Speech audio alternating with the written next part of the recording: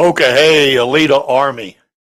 Welcome to the Alita Livestream of May 28th, 2021, Alita's involvement in the Great War, The Fall, where we discuss all things to do with the movie Alita Battle Angel, the source manga Gundam, and the desired sequels. I am your host, the Muskogee Creek, and our co-host, Angelus, has not arrived yet. So, hope everybody's having a good day. And we're going to have a pretty good discussion. I got a lot of folks have invited to the stream. So we're going to actually be talking about what happened before Alita, got into the movie. And this is quite a time jump backwards from the movie. It's like 300 years or 200 years if you're looking at the manga itself. Alita, as you guys all know, was in the military, where she was kind of like in a special forces type of organization called the Kammer Group.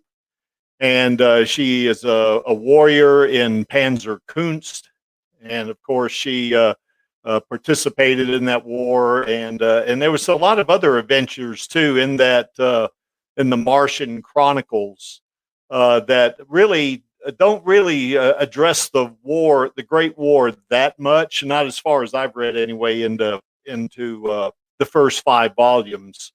And oh, good, Angelus just arrived. How's it going, Angelus? Hey, my mic's working. Oh, good. Yeah. Yeah, we just started, Angelus, so you didn't miss anything. Mm-hmm. So anyway, I was just telling the viewers, which there are not a whole lot of them right now, but we're just talking about what Alita did during the Great War. As a matter of fact, maybe 300 years before the movie or the time period of the movie itself. Any thoughts about that period? You know, from when she was a very little girl, probably about 4 years old, or 3, I'd say 3 to 4 years old, up until the time she was in the war in the armed military. Oh, jeez. I I guess didn't she mean. could have been. I guess she could have been going through the equivalent of boot camp. I guess. Yeah, I mean, of course, when she was a little kid, she wasn't doing any of that stuff. I've gone through the first 5 volumes of the Mars Chronicles. Volume 2 is kind of a look ahead, isn't it? I mean, it's that's the volume in which she fights Erica and that kind of thing, you know. So it kind of jumps ahead there and then jumps back to when she's a little kid. So Yeah. I don't think that's probably going to be one topic they'll, at least not for the live action movie anyway. But like the whole like child soldier sort of thing is yeah, probably the one aspect that they wouldn't translate over from the manga. So I'm guessing, I don't know, they might briefly touch on how maybe like whatever societal pressure she would have been under to sort of like, we want you for yeah. the military or something like that. I don't know. Yeah, kind of like they do here in the States, where they got a picture of Uncle Sam pointing at you. We want you, you know. It's that kind of, I don't know if you've ever seen that. That's something you probably wouldn't see in Straya. But anyway, you probably Oh, have we have, but I've also seen the Alita Army one as well. Yeah, exactly. Yeah, it's which is patterned after that, isn't it? Hmm. But yeah, so that's why it makes me think that we'd probably end up seeing like what sort of pressure that society would have been under. Maybe there would have been some animosity between Mars and Earth. Who knows? Yeah. So how much of the Mars Chronicles have you read, Angelus? Question is, how much have you read? I've read 5 volumes. 5 of the 6 that are out, anyway. Well, keep reading, because that way, whenever I sort of talk about it, I won't spoil anything for you. Yeah. Well, it wouldn't matter anyway. I'd read it anyhow, so it wouldn't matter. That's There true. was a kind of a curious kind of a passage there in one of the panels. You know, when they went through all of Baron Muster's, kind of history at the first part of Volume 5. About how he got those, what they called them, mastomas or whatever, where all those faces started to appear. Spoiler alert, by the way, where all those faces appear on his body and all that kind of stuff. And they, he went through, I'm not going to talk too much more about it because I don't want to spoil it too much, any more than I have, but he went through a lot of hell, at that point.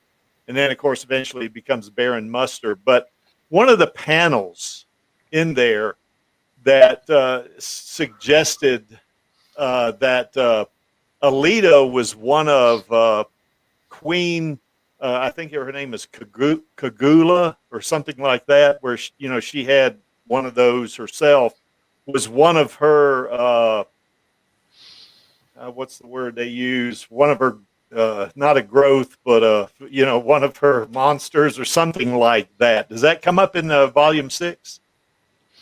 Yes. Okay, cool. That surprised me quite a bit. So don't spoil that for me because I got to figure out what it is on my own. So anyway, I found that very, very interesting, as they would say. Well, when they talk about how Alita was a cyborg from birth practically, Yeah, that's one of the reasons why they dive into it in more, I guess, detail in terms of the yeah, backstory to do that. yeah. Okay, yeah. Now don't spoil it to me, but you'll probably know if I'm on the uh, on the right track. But anyway, my guess is, having read that they probably got her brain before it got infected or something like that. But I'm not going to I just don't go into too much more than that. So and I'll read it when I get into the volume 6, which I'm going to read this weekend, by the way. So I'll be all up to date until volume 7 comes out in July, I guess. Yeah. But yeah, that's my best guess in with Alita's involvement. Is going to be some sort of political, Yeah. you know, what's the word I'm looking for? I'll probably remember it later on, but yeah, it's going to be some sort of political angle of whatever stuff would have been like around that time. Yeah. And in that regard, she really, remember we had a Radio Chaos stream sometime back with Science Fiction Remnant where we were talking about John Carter of Mars. And you remember Deja Thoris, is considered a princess of Mars. In a way, that kind of fits Alita too, doesn't it? I mean, in terms of what, her being from Cydonia and, her, and not to get too much into that spoiler alert type stuff and then the political part of it, but in a way, she's kind of like that, isn't she? Or at least Baron Muster and whoever that one guy that he was talking to at the end of volume 5, I can't remember his name now, but their plan, to kind of take over or something like that. So anyway, I'm going to spoil it if I keep going. So anyway, let's Well, another little piece of involvement that was actually pointed out in the movie was that when Alita was doing the training with Gelder in the zero-G bubble, yeah, he pointed out, so someone pointed out in the background that all the other trainees or combatants, if you will, unit members, if she was already part of the army by then, yeah, is that they looked from that distance from where the camera was, that looked eerily like other Alita units. So they could be the AR series. You never know. yeah. They could be. Yeah, that's right. Yeah, they could be replicants. Yeah, and that could be another, I guess, experiment. Yeah. I don't know. Although that one wouldn't be chaos. I mean, not chaos. That wouldn't be Nova's experiment, would it? Because they were fighting against him. He was kind of he was on Earth or in Zalem at that point, and of course that training bubble, I guess, it was either on a space station or it was on Mars. Who knows? So it would be a different experiment, because they do go into experimentation a little bit in volume 5, don't they? So Yeah. Oh, I'm okay. Brain fart again. Jeez.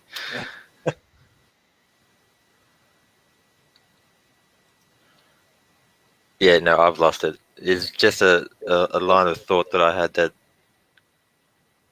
I thought would have gone really, really well with it, but yeah, I've forgotten it. I'll remember it later on. But Okay, well, bring it up, because we're We're not operating on an agenda here, really. Yeah. By the way, Den's going to be on after a while. At least he said he was going to try to be on a little later.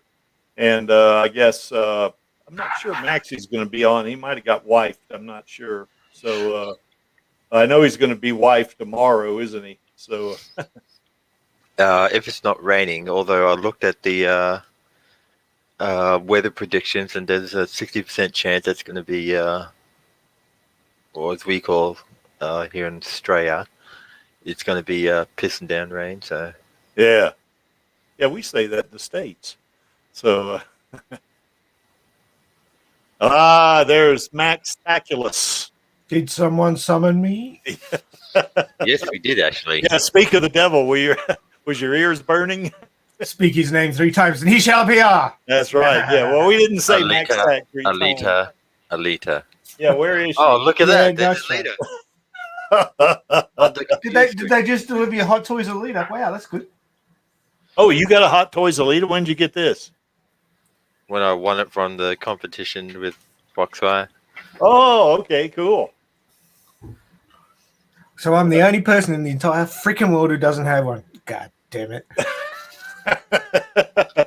Yeah, and you got to go a ways to catch me there, Maxie, because I got 2 of them. So, and of course, Blotty, he's got 3 of them. So you got a ways to go. This is why I don't have one, because you guys suck them all up. I don't know, selfish bastards. Yeah, how does the Pope of Alita Army not have a HT Alita? How does that happen? It's called COVID. I get that. It's called being vaguely employed. Yeah. Anyway, what we were just talking about there, we hadn't gotten actually into the topic yet. We were talking about Volume 5 of the Mars Chronicles, and the backstory of Baron Muster, and how he got all those mastomas or whatever those things are called, those damn tumors that look like faces, stuff like that. And of course we briefly went into his plan with that other dude, I can't remember his name, to kind of take over. And that we were just mentioning that stream that we did with Science Fiction Remnant some time ago about, I think it was them, where we were talking about John Carter of Mars, was one of the other films. That I may or may not have been listening into you while I was eating my breakfast. Yeah, that's fine. But anyway, what we were talking about there was that Deja Thoris, that was in John Carter of Mars, or just John Carter, the way it started out. How she was really a princess of Mars, and how that kind of, in a way, fits Alita, doesn't it? Or at least, in Baron Muster's plans, anyway. He was putting her up as a missing heir. Yeah. Trying to make her a figurehead, and then when he didn't need her anymore, I guess do away with her. I think he was found out, wasn't he? Well, I haven't read Volume 6 yet, so I don't know yet. But I finished where I'm at is when DOS starts. DOS was taking Alita's pseudo mother and Erica. And Alita, they were fleeing, across Mars, from this big giant cyborg or robot or whatever, not robot, android, whatever he was. And they got caught up in a sandstorm, the boob they call it. And, they were kind of huddled up, under a rock or under, kind of like a little bitty cave or something like this. And then DOS says he was going to go, take care of this critter, and that's or this android or big cyborg or whatever. So and I think that was after that cyborg had killed one of his compatriots or something like this, or he killed himself actually, I guess. But I'm spoiling too much. So anyway, that's where I am in the Mars Chronicles. I got one more volume to go, and then of course I'm going to have that done this weekend. And I did. You might finish reading mine. Yeah, well, I read chapter 2. I enjoyed it a lot. So. Oh, you haven't. No, you haven't got to the tea jerky yet.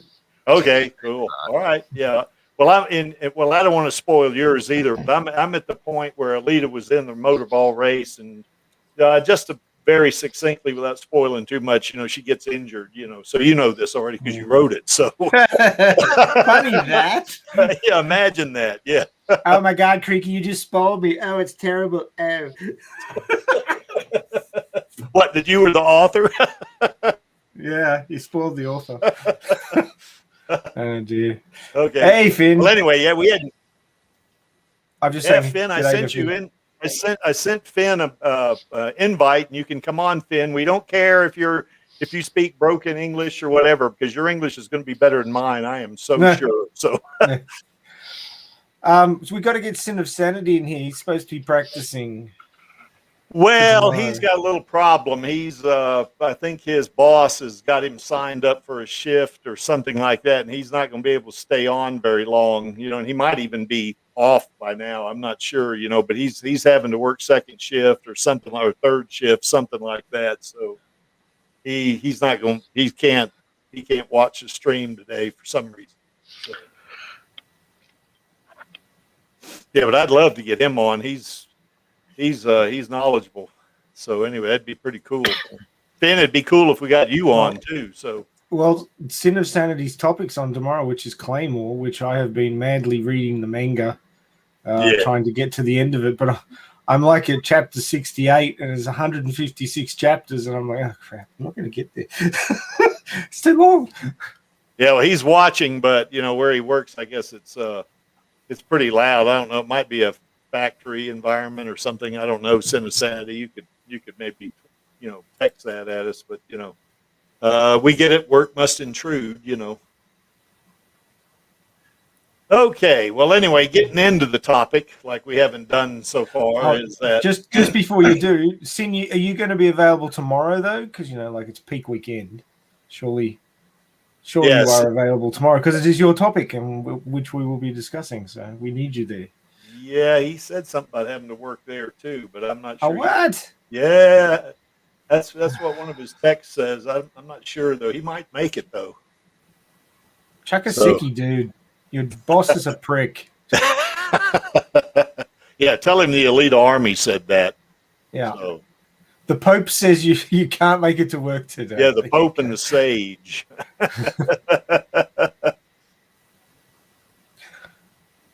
Yeah, he's in a paper. So Creaky's the Sage, I'm the Pope, and Gillis is the Knight of Alita? Something like that. Yeah, the Kunstler or the martial artist or whatever, the Elite Army. Something like this anyway. So okay, so anyway, it says Alita's involvement in the Great War of the Fall here, and of course, a lot of the Mars Chronicles isn't so much about the war. I mean, certainly they're going through the war and all that, but at the very beginning, her and Erica, they get rescued by Gelda when those soldiers, try to get them to go across the minefield. And I guess their objective was to get them to go across the minefield so they could figure out if there were any mines there or where the mines were or something like that. And then there was, 6 of them, wasn't there? And Gelda came in and took them all out. So, which was kind of interesting. But at this point, Alita was like 3 or 4 years old, wasn't she? Something like that. Yeah, I'd say 4.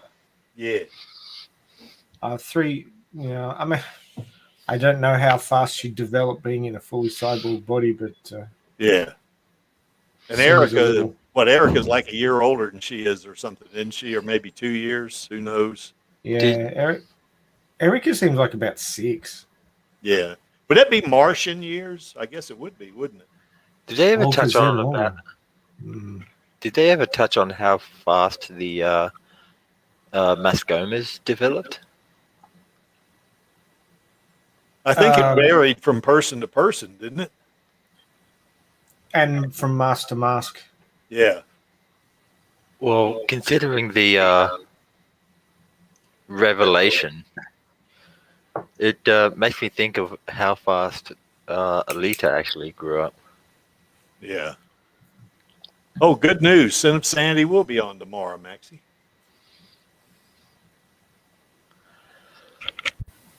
He said he should have called him a prick. Yeah. Yeah, don't do that, Sin of Sanity. We all have to work for a living, you know.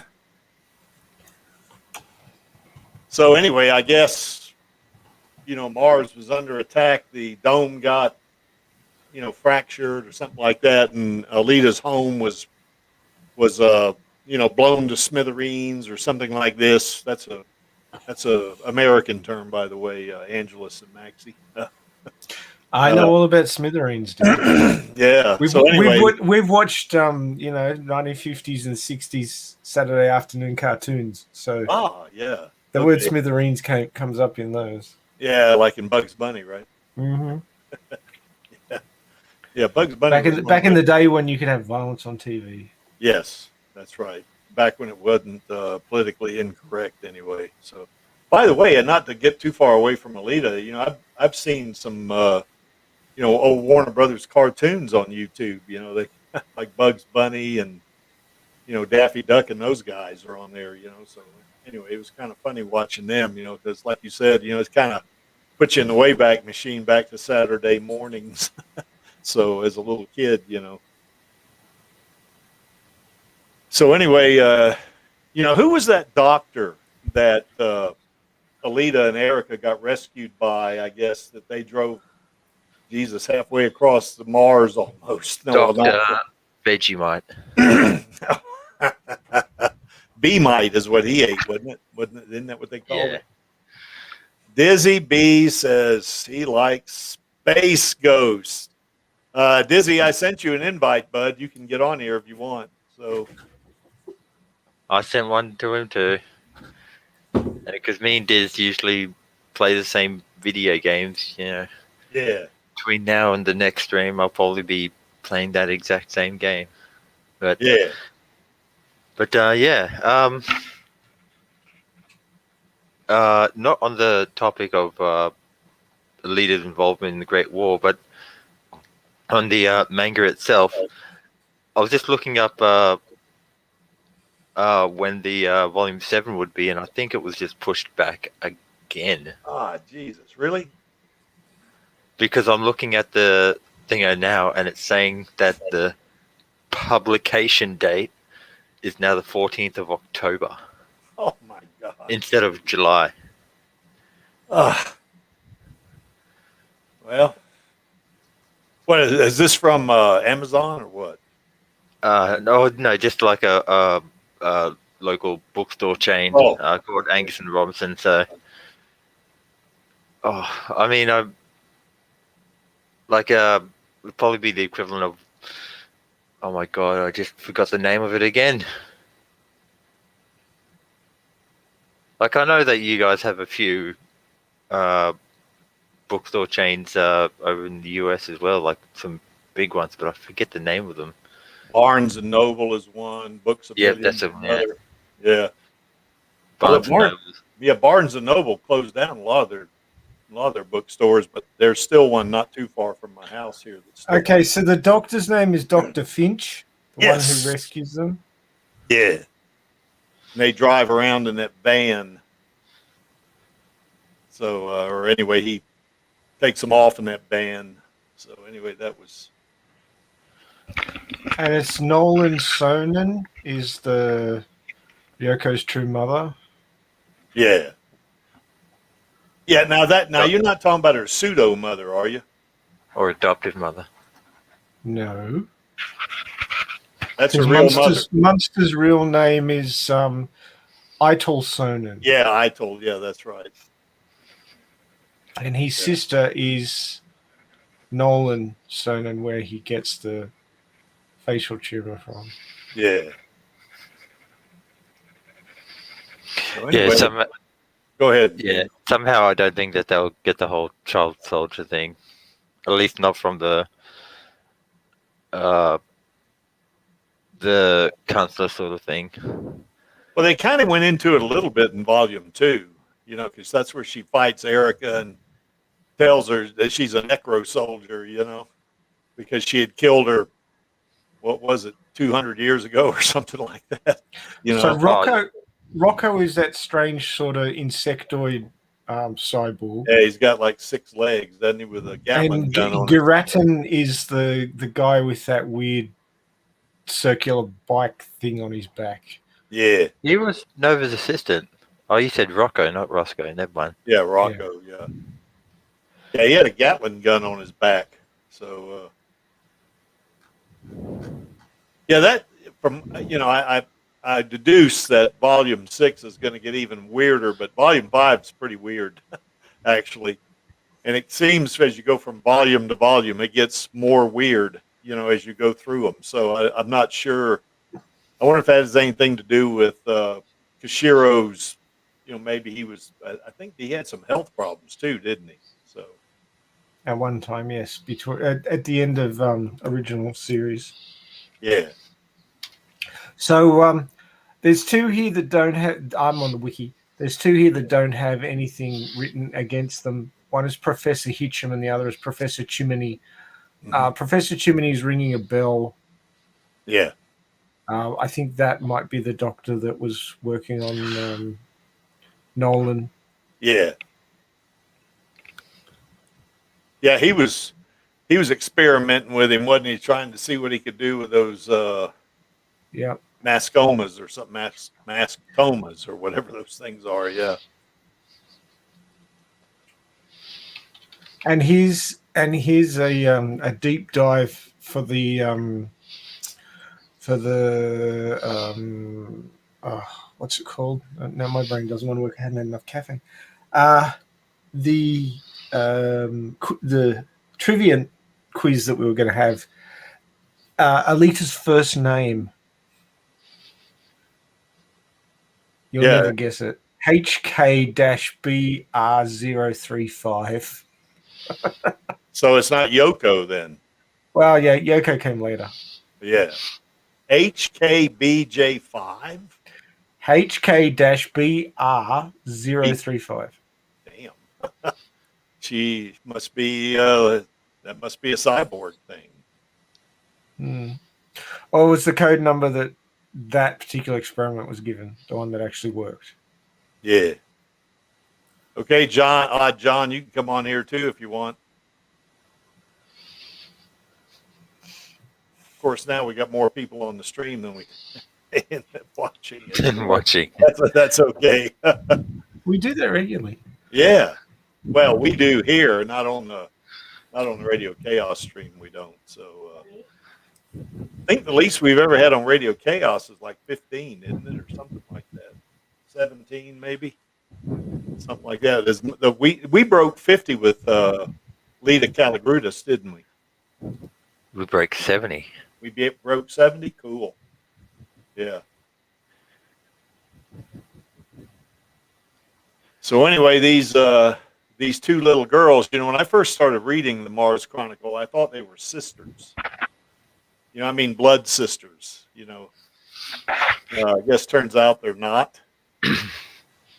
It's something that could be possible because I'm pretty sure from the very limited time that I did pay attention in biology class in high school that the gene that gives you blonde hair is like do they call it the recessive gene or something like that? One where the recessive gene, yeah, and the gene that gives you like dark hair or brunette hair is like a predominant one.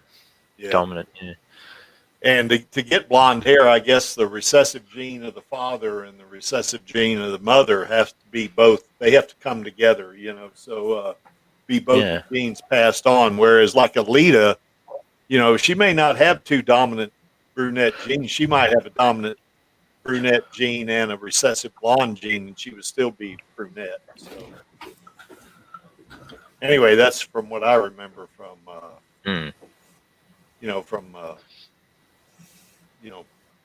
school and stuff like that. So basic genetics. Yeah, biology. Yeah, exactly. We must have got it right because Maxie didn't correct us. Well, I don't want to turn this into the biology 101. So yeah, exactly. But it's I mean, when they teach this stuff, they teach the basics. It gets Yeah. quite complicated, and I won't go into it because it's not going to serve a purpose. Well, I took That's true. biology. I took biology in 10th grade, so that was quite a while back, as you can imagine. Not that far back, Angeles. It was Damn. not in astronomical terms, anyway. That's how well we. That's how well we know each other. Yeah, exactly. So yeah, but I took I took biology in 10th grade, and Maxie, I did pretty well in it. You know, I made mostly A's and a couple of B's, I think, something like that. So That's pretty good. yeah, certainly. And actually, you know, I don't want to get too far away from Alita again, but I guess back in the very very late 60s or in 1970, somewhere in there, I was actually I worked with the biologists at the state of Florida Board of Health. So that was pretty cool.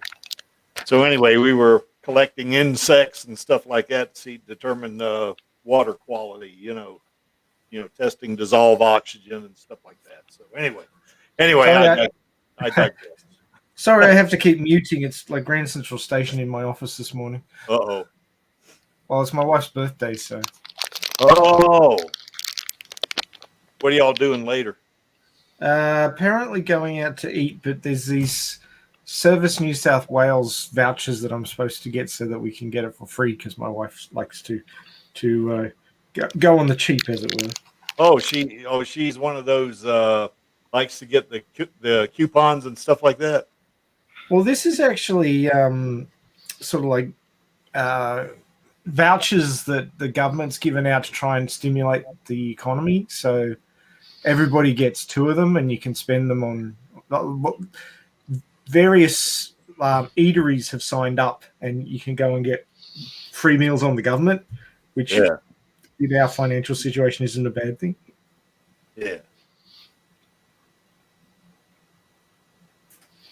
Well, cool. But yeah. Well, happy birthday.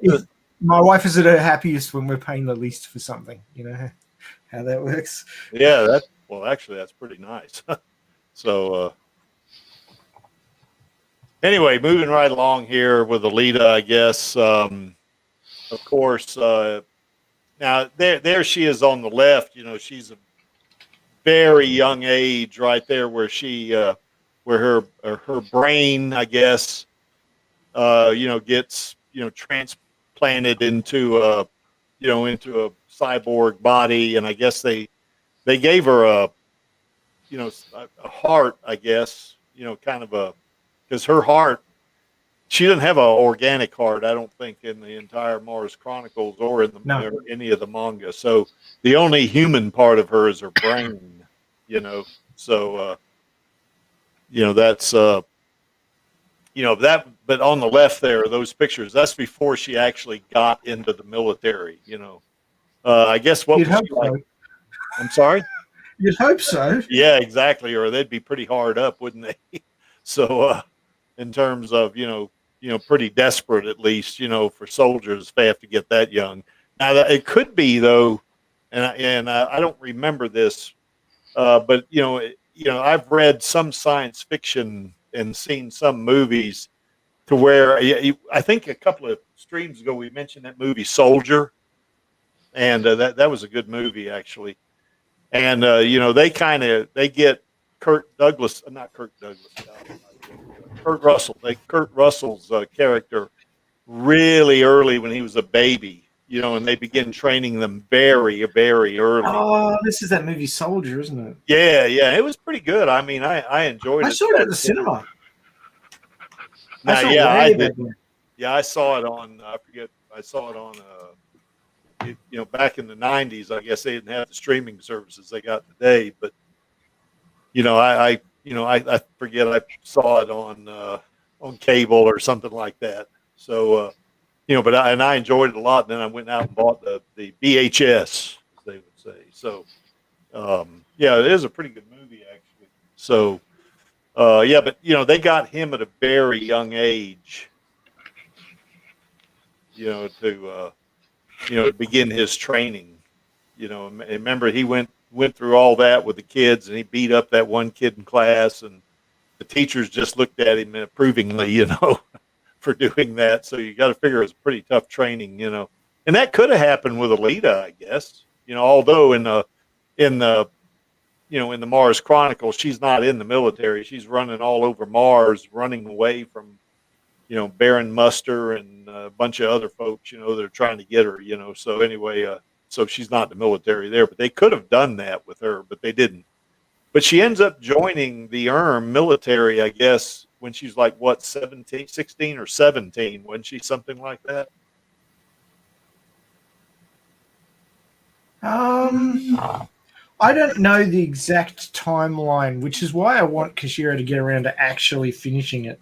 Because I would really like to see how the training goes, because I think there's some really good stories waiting in the consular training. Like, I would, do you remember when, Star Wars, they'd done 4, 5, and 6, and it was finished. It's like, there's all these stories that are almost legend about, the old Galactic Republic and the Jedi, and how they were the guardians of peace and justice and rah rah rah, and it's all very sort of wishy-washy and feel good and fluffy. And it's like, I bet you it wasn't like that. Yeah. I bet you they were political animals, and it was all, backstabbing and all this sort of shit going on. And Oh, kind of like us humans do now. Yeah, kind of like what humans do all the time. They tell themselves pretty stories about the past. Yeah, exactly. I mean, the prequel trilogy, for all its faults, told a very political story about, humanity, but also other alien races, but all behaving much like humans do. So, it was quite interesting. And I want to see Alita's training. I want to see what turned her into Yoko, the killing machine in Operation Malwolf. And that would then put the pillar on to hold up the rest of the story of Yoko, of Alita being born and then having to get her memories back and then having to come to terms with what she's done in the past. And having that whole thing have a solid basis. At the moment, there's nothing there. One of the things that does bother me sometimes about some science fiction, movies and books and stuff like that, is they a lot of times tend to make aliens anthropomorphic, where they act like humans, and of course they do that because then the people that are watching the movie or reading the book have something to refer to, they have a reference, but to me, it's aliens difficult. We don't have anything to work off with. There are no aliens that we have to sort of model stories off, so we've got to make it up. And a lot of people can't come up with something completely unknown to them, so they just make aliens like in Star Trek with ridges on their foreheads, but they're people, or just pointy ears. Or humanoids. Humanoids. Yeah. We got to have us some space elves. We got to have us some space orcs. Okay. Yeah, that's right. Yeah. Work. Yeah, but anyway, my thought is, though, that probably now, one of the things about just one more thing about Star Wars that I kind of transposed over to Alita a little bit. The reason why I think she might have been in the military, maybe even before 16 years old, but if you remember, is that when Luke Skywalker got into the fold, the Jedi, he, if you remember, Yoda said to Obi-Wan Kenobi's spirit, that he's too old to begin the training, and he was in his early 20s at that point, and then you see there in, I guess it was in the Phantom Menace, a lot of those kids, that they had toward the end of the movie that were being trained. They had a bunch of them out there. I think one of them was the director's son or something like that. But they had a bunch of them out there, and they looked to be about 6 or 8 years old. Some of them, maybe a couple of them were 10. Maybe something like this. So I guess, and we're just going to have to wait, I guess, for Kishiro's continuation of Mars Chronicles. But it seems to me that Alita could have gotten into the military at a fairly young age, you know. Any thoughts about that, Angelus or Maxie? Sorry, I Oh. got interrupted again. No, God, that's it's hard okay. to keep It's- track. I mean, like I said, it might not go as such a young child, but that's not to say that they could introduce her being influenced by outside sources from a young age, and then when she is of age, she gets brought straight into the military's like Delta Force of sorts. Yeah. Yeah. Well, the way I look at it, it's going to be the difference in storytelling. Because the manga is so hard R, she could be... We've already had child soldiers. We've already had children being shot and blown up for the entertainment of adults, which is pretty horrific. So I can't see that Toshiro is going to hold back on anything to do with child soldiery in the Martian consular. So who knows when she's going to be pulled into... I mean, it's a little bit all over the place because we're now following two timelines, but previously we were having flashbacks. So I don't know if we've actually passed that point where they've got to walk across the minefield, or that's still coming up. Because obviously that is a seminal point in her history where she meets Gilda for the first time. Yeah, that's right. And whether or not Gilda takes her away at that point or not, I'm not sure. Yeah. Whether Gilda comes back for her later. And I think there was one reference in Volume 5 too, where Das had asked Erica and Alita if they remembered the Kunstler, you know, that rescued them or something from the minefield, or did they remember that? You know, something like that. Maybe there's a third timeline, whereas the minefield is a flashback, the current baby Yoko is the one of two timelines that they're following. Yeah. Because I think it probably has happened, because that's where I'm pretty sure that the minefield has already happened in chronological order, because that's where she first meets Erica. Yeah, that's right. And by the time that she gets picked up and trained, well, I don't know if that scene is kosher as is, or whether he's going to modify it for the storyline. Because, obviously they meet at the minefield and then Gilda shows up, but then now they've been together for ages. So I guess Gilda's coming back for them at some point. Yeah, you would think. That could happen, yeah. Yeah, and, we don't, we're just going to have to keep speculating until Koshiro comes out with some more content, because he... right now we have no clue. We have just snippets, what at the very beginning of Volume 1, I guess, and then that reference in Volume 5, and there may have been another one there in Mars Chronicles somewhere. A very brief reference to Gelda, so. See, I'm betting that Alita is probably going to get into the armed military relatively young. I'm guessing she's going to be like 10 years old. Or at least that's when they're going to begin her, light training and indoctrination and stuff like that. That's kind of what I think. And I believe I do believe in the, I guess it was the novelization. They made a very brief reference. They kind of expanded on that scene where Gelda and Alita are kind of fighting, in the zero gravity chamber.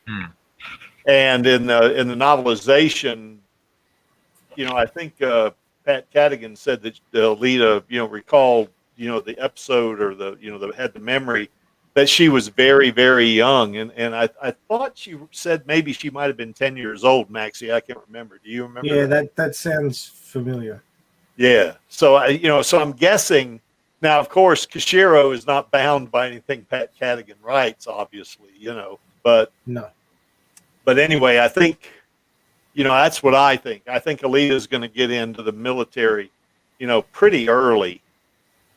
And my guess would be that, when Baron Muster tries to take over and, she's threatened or something like that, and Gelda comes and rescues them, she's going to be like, her and Erica are going to be like maybe 10 and 12 years old, and then I don't know if Erica will get in the military or not, but Alita, I think, well, she will, because I mean, she was in the military. So anyway, what's your thoughts? When do you think she's going to be in the military, Angelus? What do you think how that's going to happen? I should probably still. How should I put it? If anything, at the very least, they'll probably discover their angelic rescuer from the minefield. Yeah.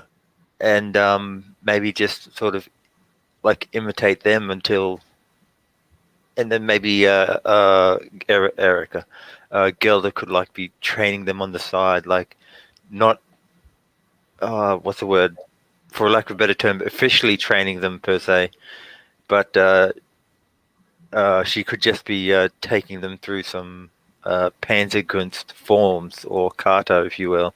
Yeah. And maybe just like a bit of playful shadow boxing or whatever until they're of age to really even be able to survive the training.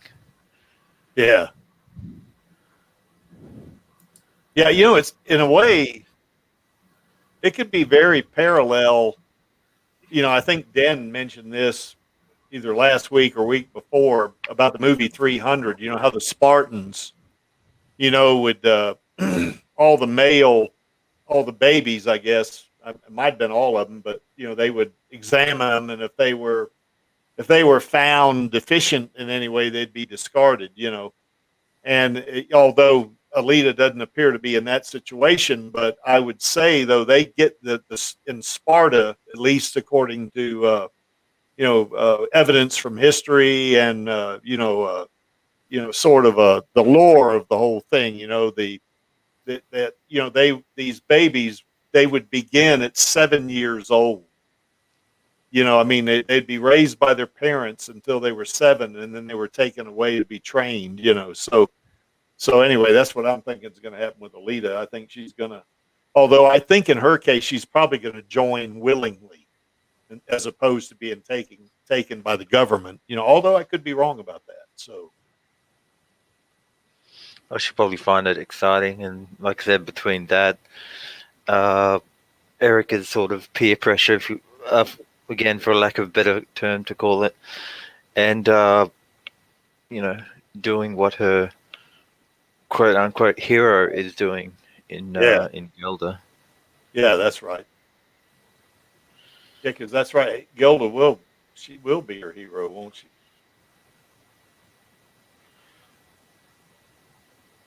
I guess she will kind of replace her mother in a lot of ways, or pseudo mother, or whatever. Because you all know what happens in Volume 6. Yes, I'll find out a lot in Volume 6. So anyway, actually, does it? Yeah, it does. All right, cool.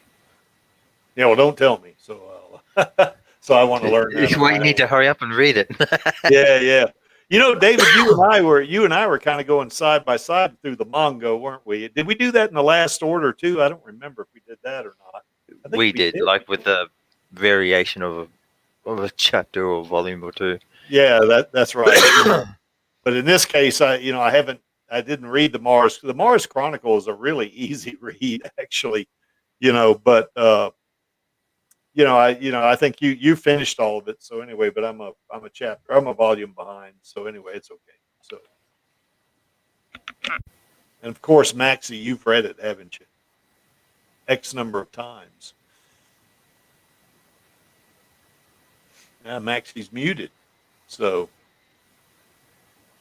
anyway, any other thoughts about Alita and what how Gelda's going to come in? Her as a little kid. When does she get into the military or training?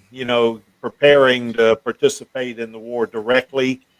I mean, certainly she was impacted by the war when she was a little kid. And before she got in the military, but participating into it directly in combat is going to be a different thing. So, and I didn't get the feeling that Alita found, fighting or any through the first 5 volumes. I haven't.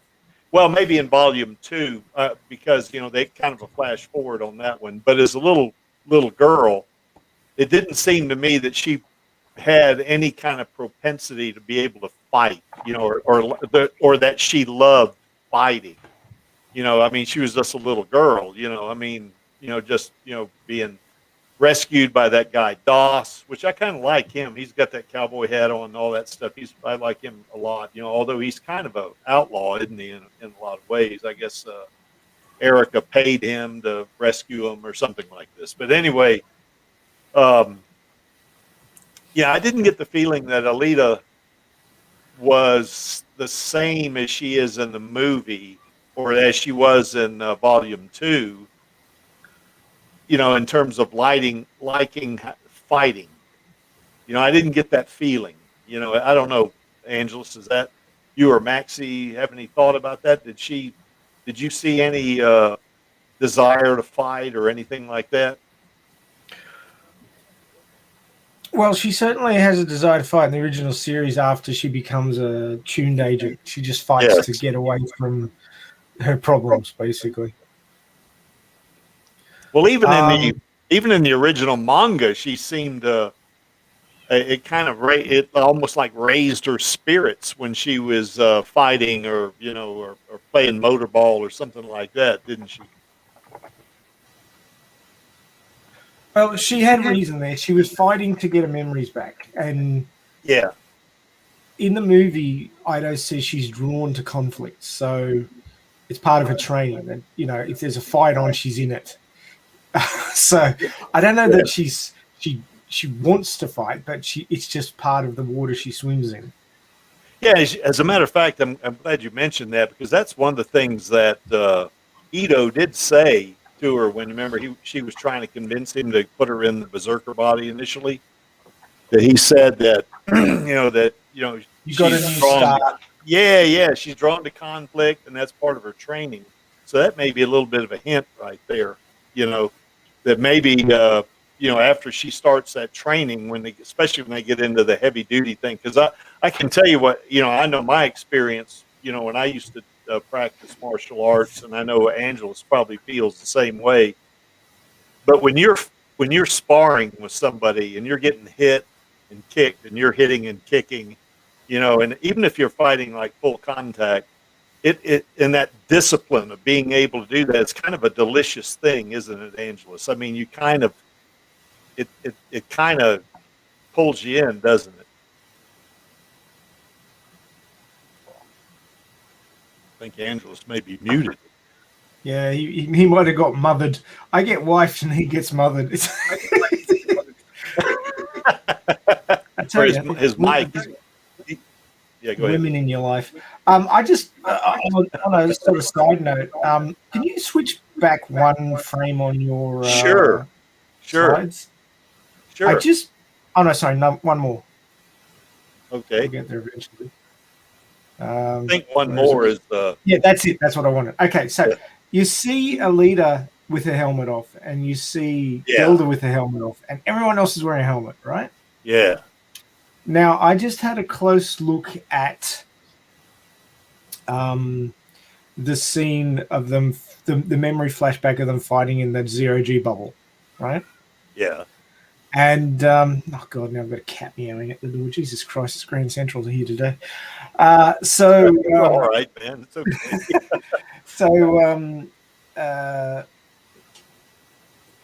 They all do look very similar in the background, like the mid-length flowing hair, all Caucasian, all wearing the same sort of suit. Now, militaries are well known for trying to make everybody look the same, remove identity and remove individuality, so everybody like walks in lockstep, and they're all like basically cells in a machine, right? Yeah. So if all of these young people or young women are TR cyborgs, it would be much cheaper and easier if you're trying to remove individuality to just make them all look the same. Yeah. So you give them all the same face, give them all the same hair, give them all the same uniform, and then they all look the same, and they're like cells in a body. They're identical cogs in a machine, and psychologically that would make them all feel closer together, and they would all feel part of something. They all look part of something. So my theory, and this is just a theory, mate, is that all those people running up behind Alita all have the same face and the same hair. Oh, that's interesting. I didn't think about that. Yeah, it just occurred to me. They all look identical because the ones in the background, they all look very similar to Alita, and just dawned on me that they could have just made them all look the same. So she's the 99th one that looks like that. Yeah, when that defense ring was coming down, from in that, right after that shot in the middle there, the voice that said that yelled out defense ring was a male voice. So I think this goes back to what you were saying about how Zex, how he chooses to be a male, and the berserker body kind of configures itself around your subconscious belief about yourself or your subconscious image of yourself, Yeah. It's interesting too is, that might be why I couldn't tell. I'm going to look at Alita again now. This gives me an excuse to go watch Alita again. But not that I need an excuse, but I wonder if all those soldiers, they appear to be about the same height, don't they? If they all have numbers on their shoulders like Alita does, I mean, see that's my lore theory. My CG theory is that rather than creating a whole bunch of different CG models to be fighting, they just went copy pasta and used the same one over and over again. They could have done that, or they could have used Selena Leyen too, in part as some of those soldiers, because I mean, no matter how much you replicate something, there'd probably be some very subtle differences, wouldn't there? Oh no, they'd be identical if you just copy paste. You'd have to add in subtle differences. Yeah, I guess so. That's the thing about digital information. If you copy and paste it, it is identical. That is the point. Yeah, it's not like analog, is it? Nope. Yeah, exactly. It's either identical or it's corrupted and non-functional. There's no in between. Now the thing would be though, is they probably all have different degrees of human parts. Like Alita, she's just, her brain is the only thing that's human. Possibly her skin, if it's either synthetic or maybe it's skin that's grown, for her, or for other cyborgs. Whereas some of those other characters in the back, some of them may have one of their own legs, perhaps, if they're not copy and paste like you suggest. My expectation is that the military program would be, well, we don't want all this variation. We don't want, some people having biological components, which then will be much easier to destroy. Everybody has their brain pulled out of their body and stuck into one of these things. Yeah. Job done. Yeah. Copy paste that. Yeah, because she's got like a carbon nanotube, titanium alloy skull, doesn't she? Mm-hmm. Something like that. So. In the manga, her brain is actually modified. It's had the cerebrospinal fluid changed to a special fluid that hardens when it's shocked. So what it does is it basically absorbs impact. Yeah. And I think her neurons have been modified and hardened as well. Basically, it's Kishiro saying this is how she survived a fall from orbit. Yeah. Well, Son of Sandy has a good point here that, I guess that Gelda's base color, I guess, is red and Alita's is purple. And I guess we could see that maybe on this one. So you see she's got a lot of red there, and she doesn't have a number. That's because she's the sergeant of the platoon. Yeah, exactly. She's a leader type. So I suspect that the grunts had one pattern, and then the Yeah. leaders had a different pattern so that the grunts could pick out the leader and knew who to follow. Yeah. So you know what's interesting about it too is that it's kind of an identification thing, isn't it? And it's like maybe Gelda comes from a different copy and paste, Mm-hmm. and Alita comes from yet a different copy and paste. Yeah, well, you wouldn't need as many leader types. You'd have like one per 100. So a leader might be the 99th out of the group of 100, and Gelda's the 100. She's the leader of that group. Yeah, Gelda would be, like Finn was asking, she would be the commander, or she'd be the. Well, that looks like a squad right there. That doesn't look like a platoon. A platoon has about 32 soldiers in it, and a squad.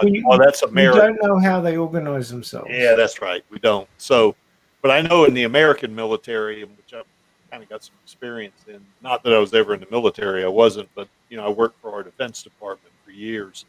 A platoon is basically, plus or minus a few, is 32 soldiers. A squad can be as small as 4, or it could be as many, or it even could be 3, I guess, but, and as many as 8. They call those squads. So that looks like a squad to me, but they may call it something totally different, like you may be suggesting, So.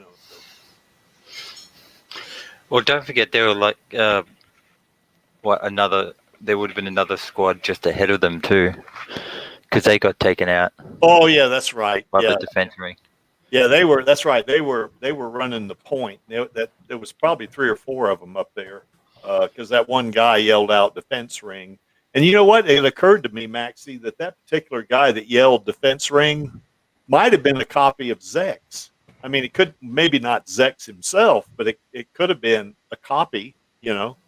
That's one way of introducing him into the live action. Well, except he dies, so you're not, and Zex, is certainly around for the Zot and all that kind of stuff, So yeah, they could introduce Zex as a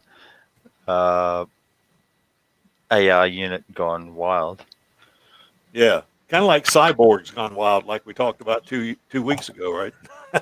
Wow, how did we get into the kinky after dark side segment? I don't know kinky, how we got what do you? Oh, okay.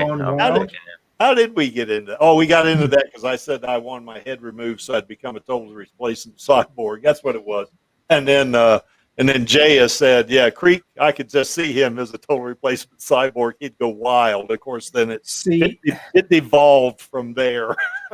See, the way I see it is that the first TR cyborgs are going to be a bit like comparing Pong to Final Fantasy 14. Ah. The fidelity and the range of sensation is going to be so low in the initial round of cyborgs. It's like going to be barely functional. It's going to be a real strain on the brain to try and come down to that level. But, with everything, it'll improve over time. You won't want to be the first cyborg. You really won't. The thing of it is, too, and I guess Sin of Sanity is kind of referencing this a little bit here, is that technology improves over time, doesn't it? So you're right. Maybe the first earned soldiers, and they probably in the Earth Defense Force, it was a similar thing. They probably had cyborgs, too, but... the first generation or so of these cyborgs that are in the military are not going to be as advanced as, say, Alita is, because Alita has a lot of nanotech, whereas those first cyborgs are probably going to be a little bit more like, say, Zapan, or maybe even like the T-800, in Terminator or something like that, Interesting. Yeah, you're right, Dizzy. Yeah, my wildest dreams. So there's a scene in RoboCop 2, which they call RoboFlops. The whole premise of RoboCop 2 is that they were trying to replicate their success with Murphy with other subjects, and all of their all of the subjects they use basically went insane and tried to kill themselves because they found themselves in a metallic body. Yeah. And the sensation of the information feed that they were given were being supplied by these early cybernetic bodies was so different and so weird to them that they went insane. They couldn't take it and they killed themselves, or they went mad. Yeah, and the ones that don't kill themselves, they pass the filter test and they go the next step of maybe becoming a soldier, right? Yeah, well, I mean, I would expect there would be some failures. I don't think everybody's cut out to be a TR cyborg. But what I'm saying is in the very early stages, the technology is so unrefined that it would be a real strain on your brain to try and interface with these different sensations. You don't really think about it because you don't have early memories. And this might be why we don't start saving memories until we're like 3 or 4. Yeah, is that those early stages are so awkward and weird and like I'm just trying to get the right words. Yeah. It's more like images, isn't it? It'd be more. You put a car together. Like if you're hand building a car, and the first time you turn it over, it mightn't turn over at all. It might run rough, and you've got to tune it. Well, basically, the early the first few years of a person's life is them tuning to their body, and it's a continual thing that goes on until you're fully grown because your body keeps changing. There's a lot of references to people in their teenage years when they have a growth spurt getting really awkward, really like they can't control themselves properly because their body's changed and they've got to tune themselves again to their body. And I suspect that if you went from your human body as an adult into a fully cybernetic body, that there would be some real tuning shock, as it were. You'd have a lot of trouble coming to grips with what you've got to think to move, what you're feeling, what the feedback is, what the touch sensations are, if any. Because as an early cyborg, they wouldn't have a lot of touch sensation. Yeah.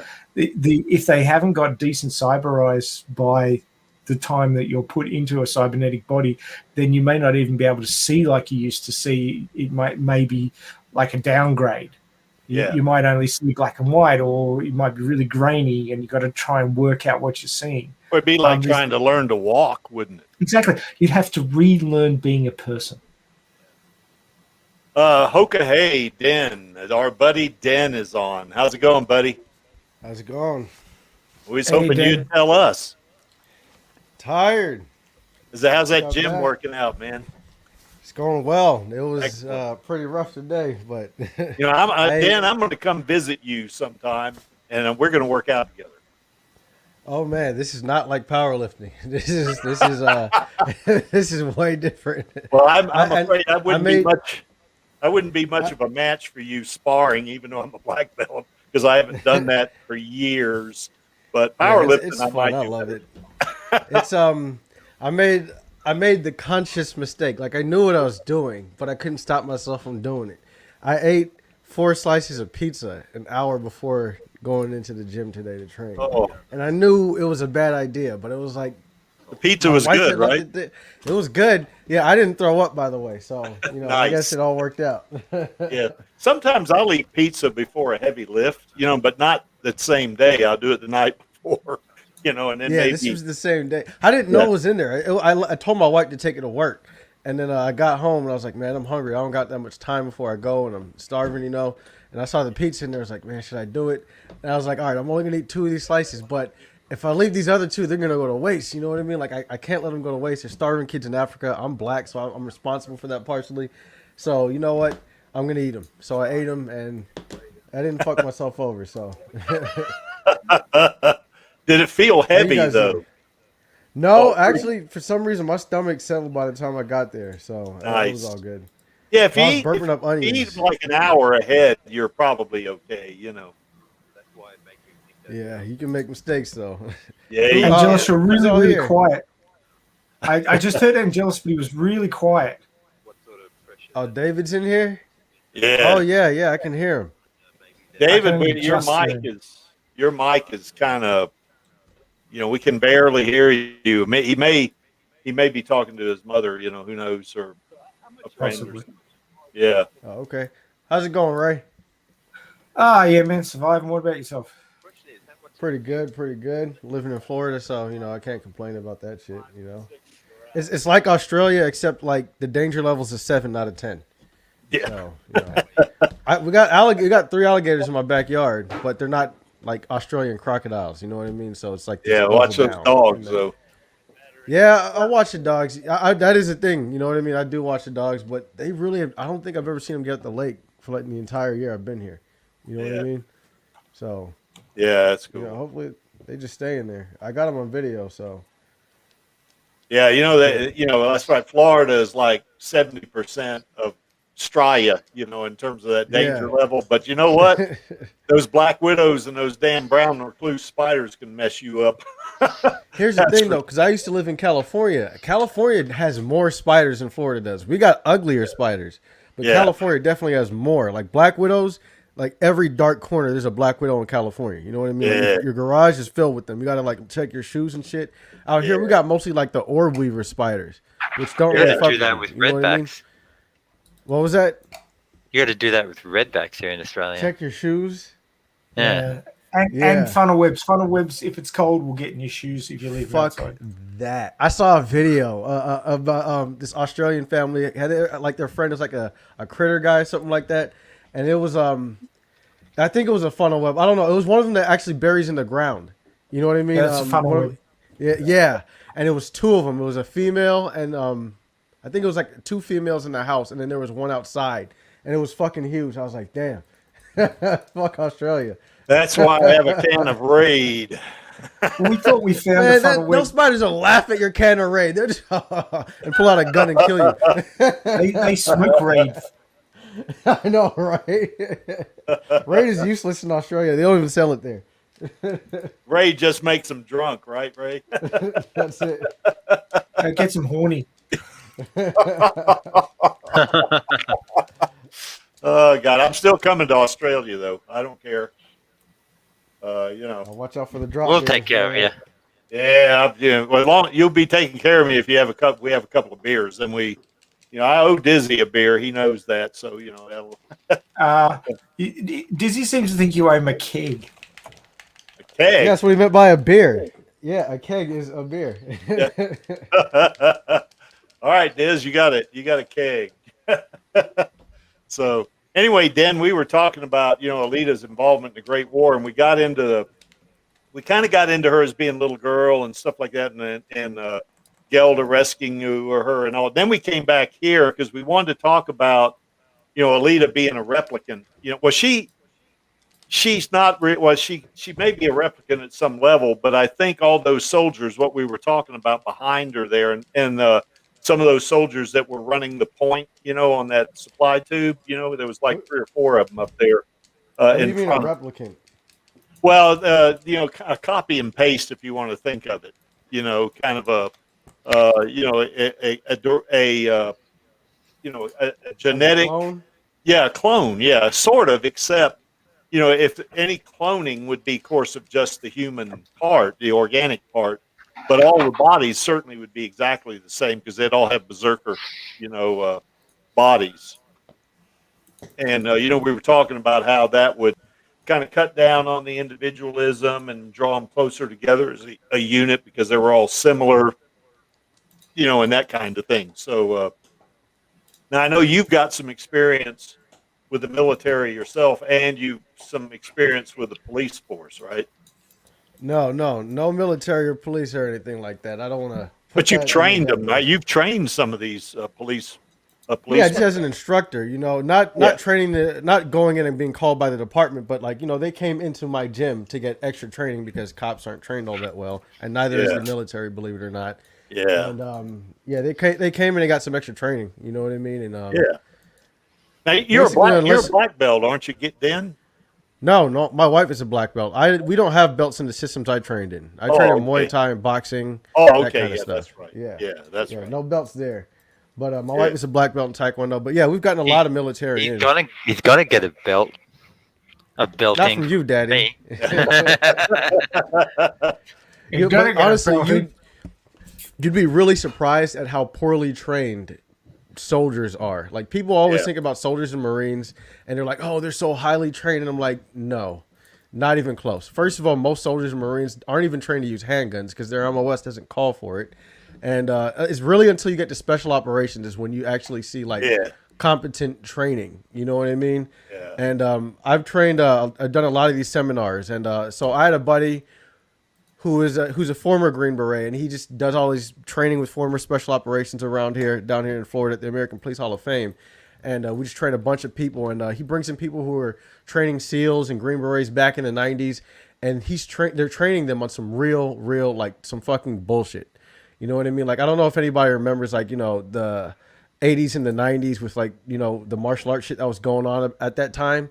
Even And, in the 70s.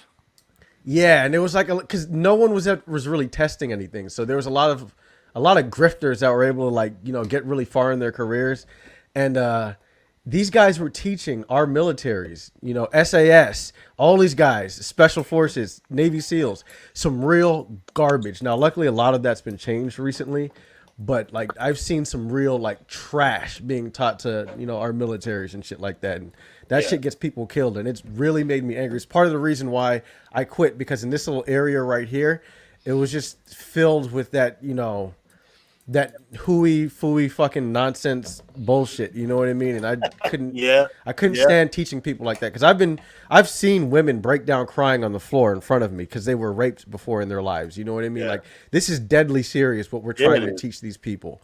You know what I mean? And I don't want to teach them some shit to, you know, go out there and be like, oh, I'm fucking Bruce Lee, and the next thing they get fucked up. You know, so. Yeah, my brother and I, we used to have a karate studio down in Pensacola, and we, you know, one of the things we taught, you know, kind of self-defense for women, you know, and stuff like that. And it for them, I mean, yeah, they got to learn techniques too, but it's also equally important to that mindset, you know, that they don't curl up in the old fetal position just because they're, you know, they got to keep their head in the game, as they would say, you know. So anyway, that's many years ago. So. Yeah, this shit is serious, and you'd be surprised that the absolute garbage that is just taught to the people that are supposed to be the badasses. You know what I mean? Oh, I hear you. I hear you. You know, as a matter of fact, our karate instructor used to tell us, no matter how bad you think you are, there's always somebody that can whip you. Oh, I tell this to people all the time.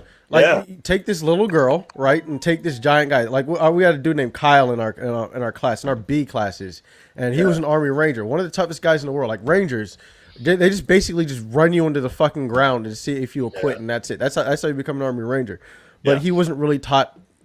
Like, well, at least back in those days, he wasn't taught fighting. These days, Rangers are like real they're taught some real like hardcore shit. You know what I mean? Yeah. But back at that time, they weren't taught very good shit. Yeah, that's right. And I was trying to explain to him, like, dude, I know you're a fucking Ranger, but in our classes, like this, we know what we're doing here. So I had my wife. I was like, listen, my wife is tiny. She can knock you out if she hits you in the right fucking spot. You got to fucking guard yourself. You know what I mean? None of this fucking. You know what I mean? I don't know. He just thought he was like the shit, and then he realized, okay, wait, these people know what they're fucking doing. That's why we're the instructors. Oops. You know what I mean? Yeah, that's right.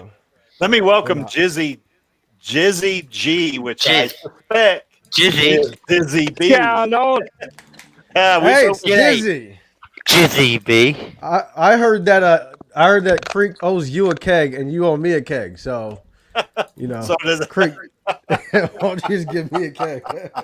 Buddy, get that. Hey, so I got this puppy on my lap right now. Like, he's fucking huge. He's standing up. He's got his feet on my chest. And I guess he's Australian too. So, say good day. He probably drinks beer. Well, he's only 7 months old right now. He's biting the shit out of me so too. he's not of age. He's biting the fuck out of me right now. Yeah.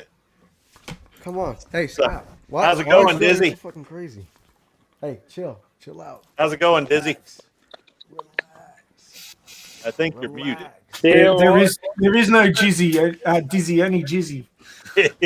Yeah, this ain't Dizzy, man. You gotta let him have this. Yeah. I call it over there. I'm surprised you guys are awake. Chill out. It's like 10:30 in the morning. Yeah, David, I'm surprised you're awake. Well, at least the He wasn't last Aussies don't weekend. At least the Aussies don't have me Stop it. outnumbered 3 or 4 to 1 this Stop time. it. So Get down. I got an Aussie trying to murder me right now. He's like freaking the fuck out. And just biting the oh, shit we out just of me. lost Dizzy. So Are anyway, Australian that's Shepherds popular down there in Australia? Say what? Australian Shepherds. I know they're not Australian dogs, but are they popular in Australia? Yeah. They're starting to be really fucking popular up here. We have all sorts of popular breeds. Everyone is caught on to Australian Especially Shepherds the right Jizzy B breed. now. This Yeah, seems more like a fucking a cat guy. You know what I mean? That's I don't think so. He strikes me as a guy who likes cats and tea. He likes You know his what I mean? pussy cats. Cats and tea. You know, over here we like dogs and coffee. He likes cats and tea. That's just he like He's a definite coffee guy. yeah, he Nah. definitely drinks coffee and he likes beer. So. he says he drinks coffee, but really he drinks tea. He's just trying to be like us. He's trying to fit in. You know what I mean? Sorry for derailing. Let's talk about. No, it's okay, man. I mean, it's like it's kind of like Maxie says, we're Radio Chaos. Well, Maxie actually said we were Radio Chaos squared here, but we're actually Radio Chaos cubed. So anyway, that's so Cube, you that's know a good movie, by the way. Well, now that Watch that. yep, which movie is that again? both of them. I was saying Cube. Just talking shit and derailing. By the way, who's clicking? Probably who's Dizzy. doing all that clicking? Oh, Dizzy's not on. It's can't Ray. be me because I'm. I got Sorry, I didn't think it was loud enough for you to hear. I'm actually going through frame by It is frame Ray. of the movie, pulling out screenshots for Cranberry. Oh, Is she gonna draw something? She's drawing me something. She's drawing Alita in the motorable body for me. oh, nice. Fighting Android 18. No. She's By the way, I was grateful and She's gonna draw a real waifu, man. Come on. You know the Alita. You know the Alita pose. The first pose she strikes when she's facing the Centurion in the street at the start of the movie. yeah. It's that pose, but in the motorball body with the berserker arm, the Damascus sword on her arm. Okay. It's gonna be a nice drawing, man. Let's see Well, how we it got the goes. Dizmeister back. I'm on the Yeah. side. It's not good on it. It's so laggy.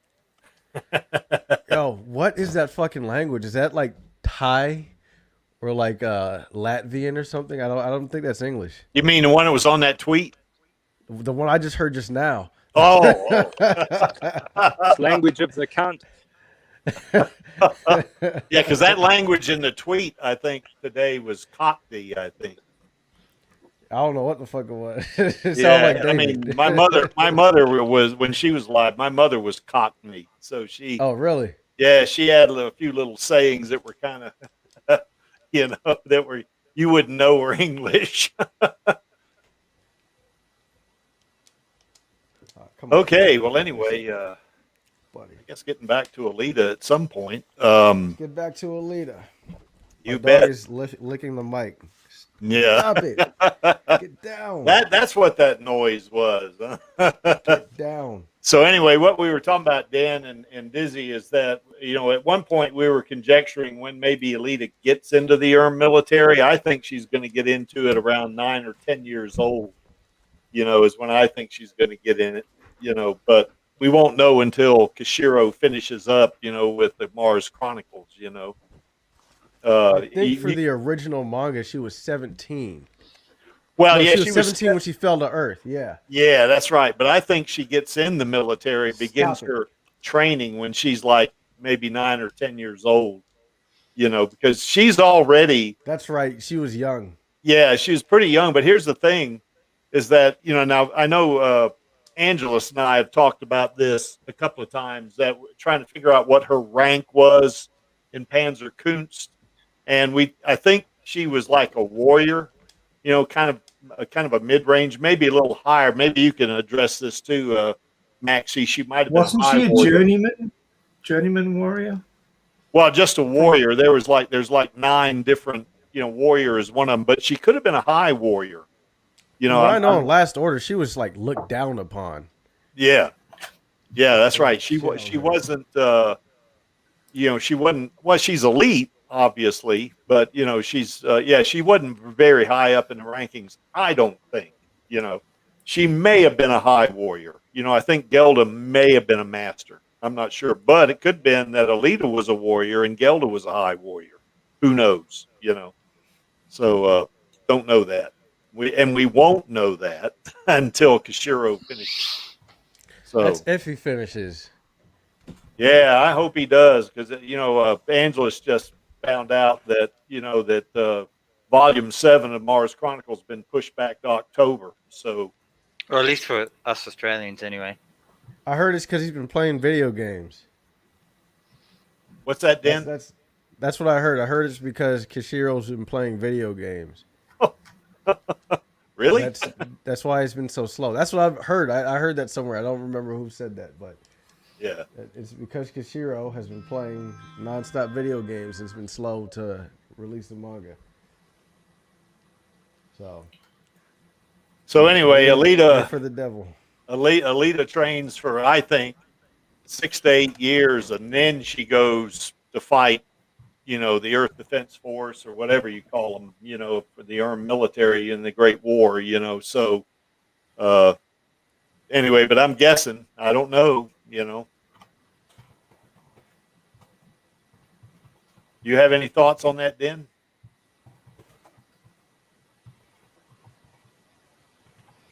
Den, you may be muted. Denny. Hold on 1 second. Yeah, no problem.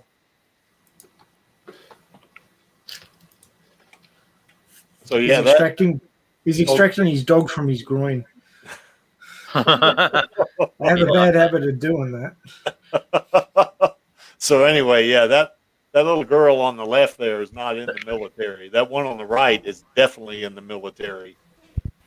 So, but that's not a berserker body there, is it? Or is it? No, the one on the right is Imaginos 2.1 at least. Okay. And she's not in the military. She's the last order operative. Oh, I would have thought, unless, there's no way that every single constable would have been able to, have Alita's speed. So I wonder if being able to sort of tap into that, has a heavy toll on the energy source of Alita's body. I don't know. Obviously, Den's Australian Shepherd has issues on it. Yeah. I'm going nuts. Finn, you don't need to be drinking Kraken before you come on here. He wants to be lubricated. I can dig that, but oh God, how 70s. I understand that. But Finn, you can come on anytime, man. We're not gonna rail on you, So anyway, but do what you want to do. It's okay. Yeah. My father used to call that liquid courage. Yes. Yeah, I think that's what. There he is. There's Finn. But I'm more a case of the feel the fear and do it anyway kind of guy, which I'm sure Den is too, and you other guys. Yeah, grüß Gott, Finn, wie geht es Ihnen heute? Guten Tag. Yeah, wie geht es dir? I hope you understand me. Yes. Yes, we do. Yes. Yeah, we do actually. Yeah, welcome aboard, Finn. Be right back. Hey, look, you've been here 10 minutes and nobody's beaten you yet. Yeah. That must be a record. Yeah. You understand me? Yeah. Yes, we do. Yeah, we do. Oh, so cool. Yeah. Just Did you make think sure. your English was that bad? The question is, can you understand us Aussies at all? Because we're a bit, colonial. No, we cannot. Shut up, Not you. the Queen's English. And I bet Finn can't understand us Southern boys either. That's great. Dan and I are Southern boys, so we. Courage in a can. Dizzy's always got to have a different one. Courage in a can. Yeah, that's right. Yeah, there it is, right there. Yeah. So anyway, what's your thoughts about Alita being in the military there, Finn? How much? I don't know how much of the Mars Chronicles you've read, but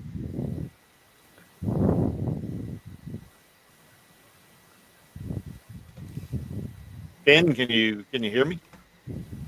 Yes, I hear you. I must read the manga. I have no idea. Sorry. Okay. Yeah, you just leased a car, didn't you? Didn't you lease a Beamer, a BMW? Ben? Ben, can you hear me? Might Yes, be having sorry, connection yes. issues. Yeah, you just leased. Didn't you lease a car? Let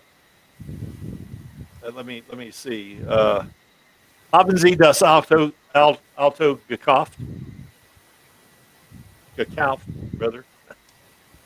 In a car? Yeah. Did you buy the car? No, you leased the car, right? Didn't you lease a car? Lease is another word for renting a car. Rent. Oh, sorry, yes. Yeah. Yes, Did I you? do. Yeah. That's cool. So it was a BMW, wasn't it?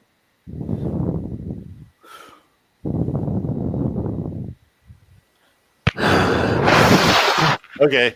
Anyway. Okay. So I guess that's okay. No problem, Finn. It's all right. So anyway, yeah, we've just been talking about when we thought maybe Alita gets into the military, and I believe it's going to be 9 or 10 years old. 9 or 10 Jahre alt. Was when Just pretend you're speaking to Dizzy. And just gotta go slow and clear and concise. I'm just hoping we Dizzy. I'm get to that speaking damn to part of the DC, manga yes. already. Okay, cool, nice.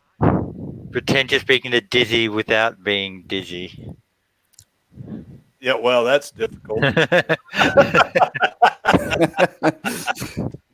I need another crack at Sorry, just thinking about I'm it. creepy. Nah, you're not creepy. You're not creepy. You're a hunter Anyway, warrior. yeah, here's a couple of panels out of volume 2. You know, where Alita, and this was a kind of Maxie. You can help me out here. This is kind of a flash forward, isn't it? I hear so many people. I Yeah, just like that scene where Erica smacks her in the butt. I yeah, need that on the big screen. yeah. And she has her pinned to the ground, has her foot on the back of her head. I'll put my hand up for being the motion capture for smacking Rosa Salazar on the ass. And it'll be a giant dude. Don't do the motion capture for Alita. Yeah. A big old buff black dude, like my avatar. Yeah, there you go. You mean like you did? Like you did? Yes. Just he'll take a firm chunk of meat in his hand too. Just a nice little grip. No pineapple. No pineapple of pizza. I hate. Oh, no. get out. We're outnumbered, Creaky. Finn, my man. Yes. No pineapple on pizza. I'm going to go have Yeah. some pineapple pizza. Go back I with really your thought- pineapple. Gee, even the dog wants pineapple. Hey, Isn't, Yeah, we isn't Creaky a pineapple on pizza guy? I thought he You was. betcha I Yeah. am. So it's 3 on 2, man. You Yeah. Well, I can handle about 20 Den, so, you know. Well, you know, One's not going to be too much of an issue.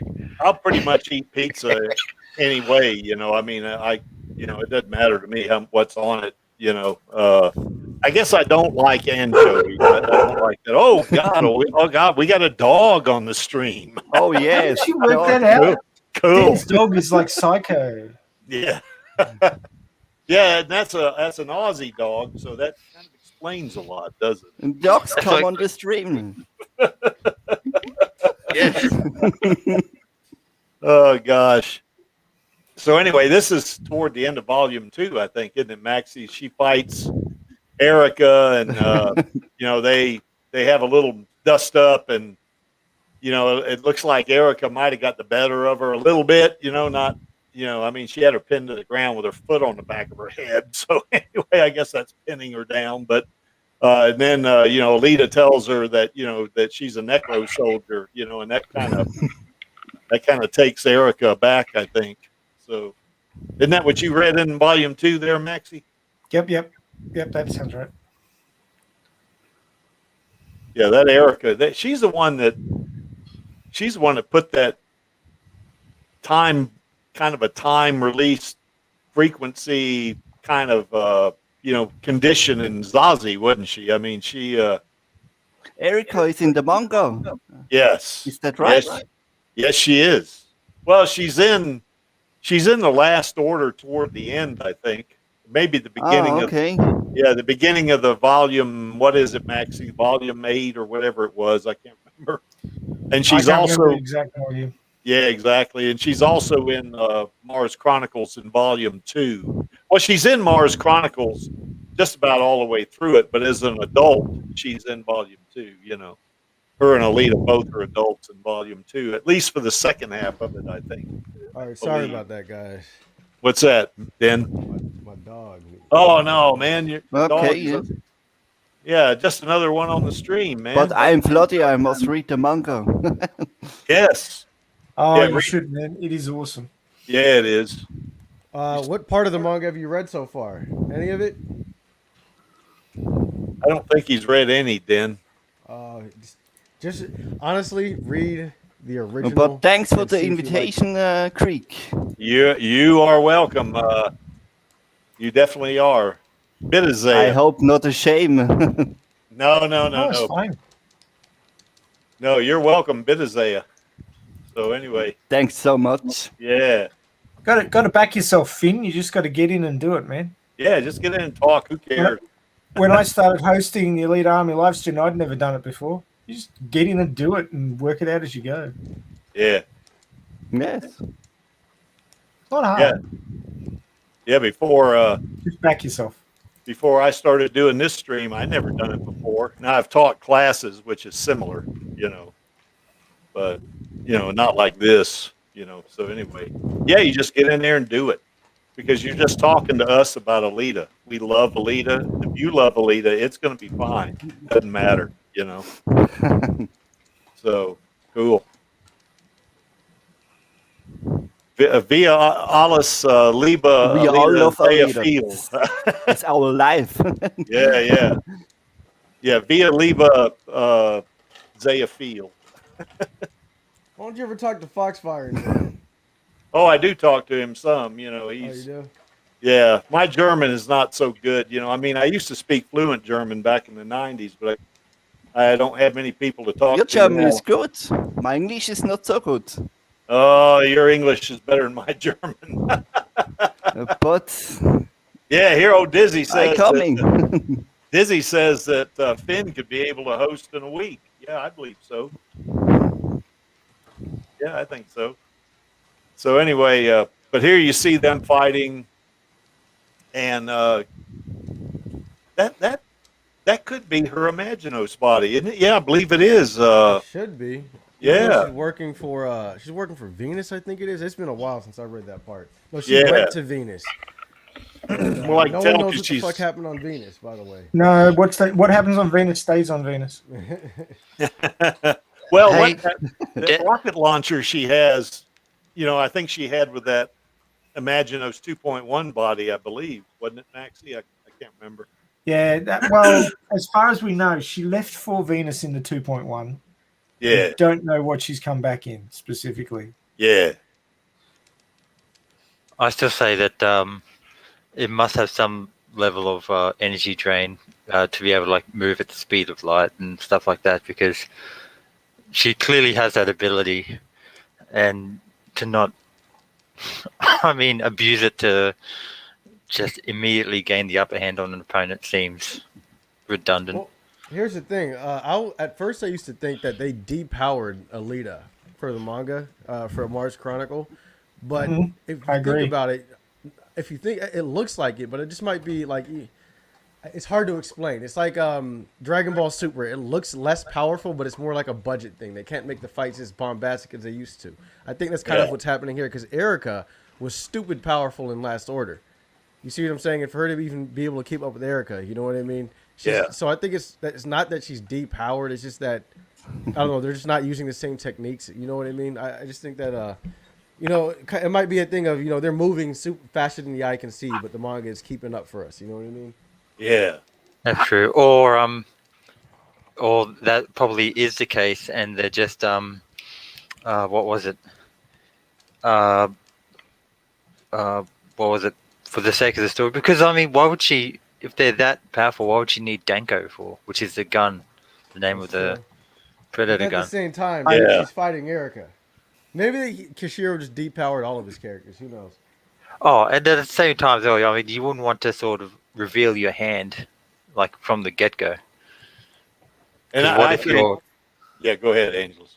I was just gonna say, what if your trump card was, or you just found out that your trump card attack move was all of a sudden, like, made redundant because the enemy fighter has something better. I don't know. Well, I think Alita, when she fights Erica here, I think she's holding back. I think That's they right. both I are. don't think so. Yeah. Has Erica teach Alita in the Mouse Chronicles? Okay. I don't know much teach as it would. I wouldn't say teach, but spar. Yeah. Yes. And were Like- they may have been in the military together. I don't know yet. You know, Yeah, I we think won't they know were. until we get that volume 7, I guess. Oh, okay. I was. Angela said something, and I had a comment. And now it's gone. I hate it when that happens. Yeah, I'm sorry. It was on. I'm here.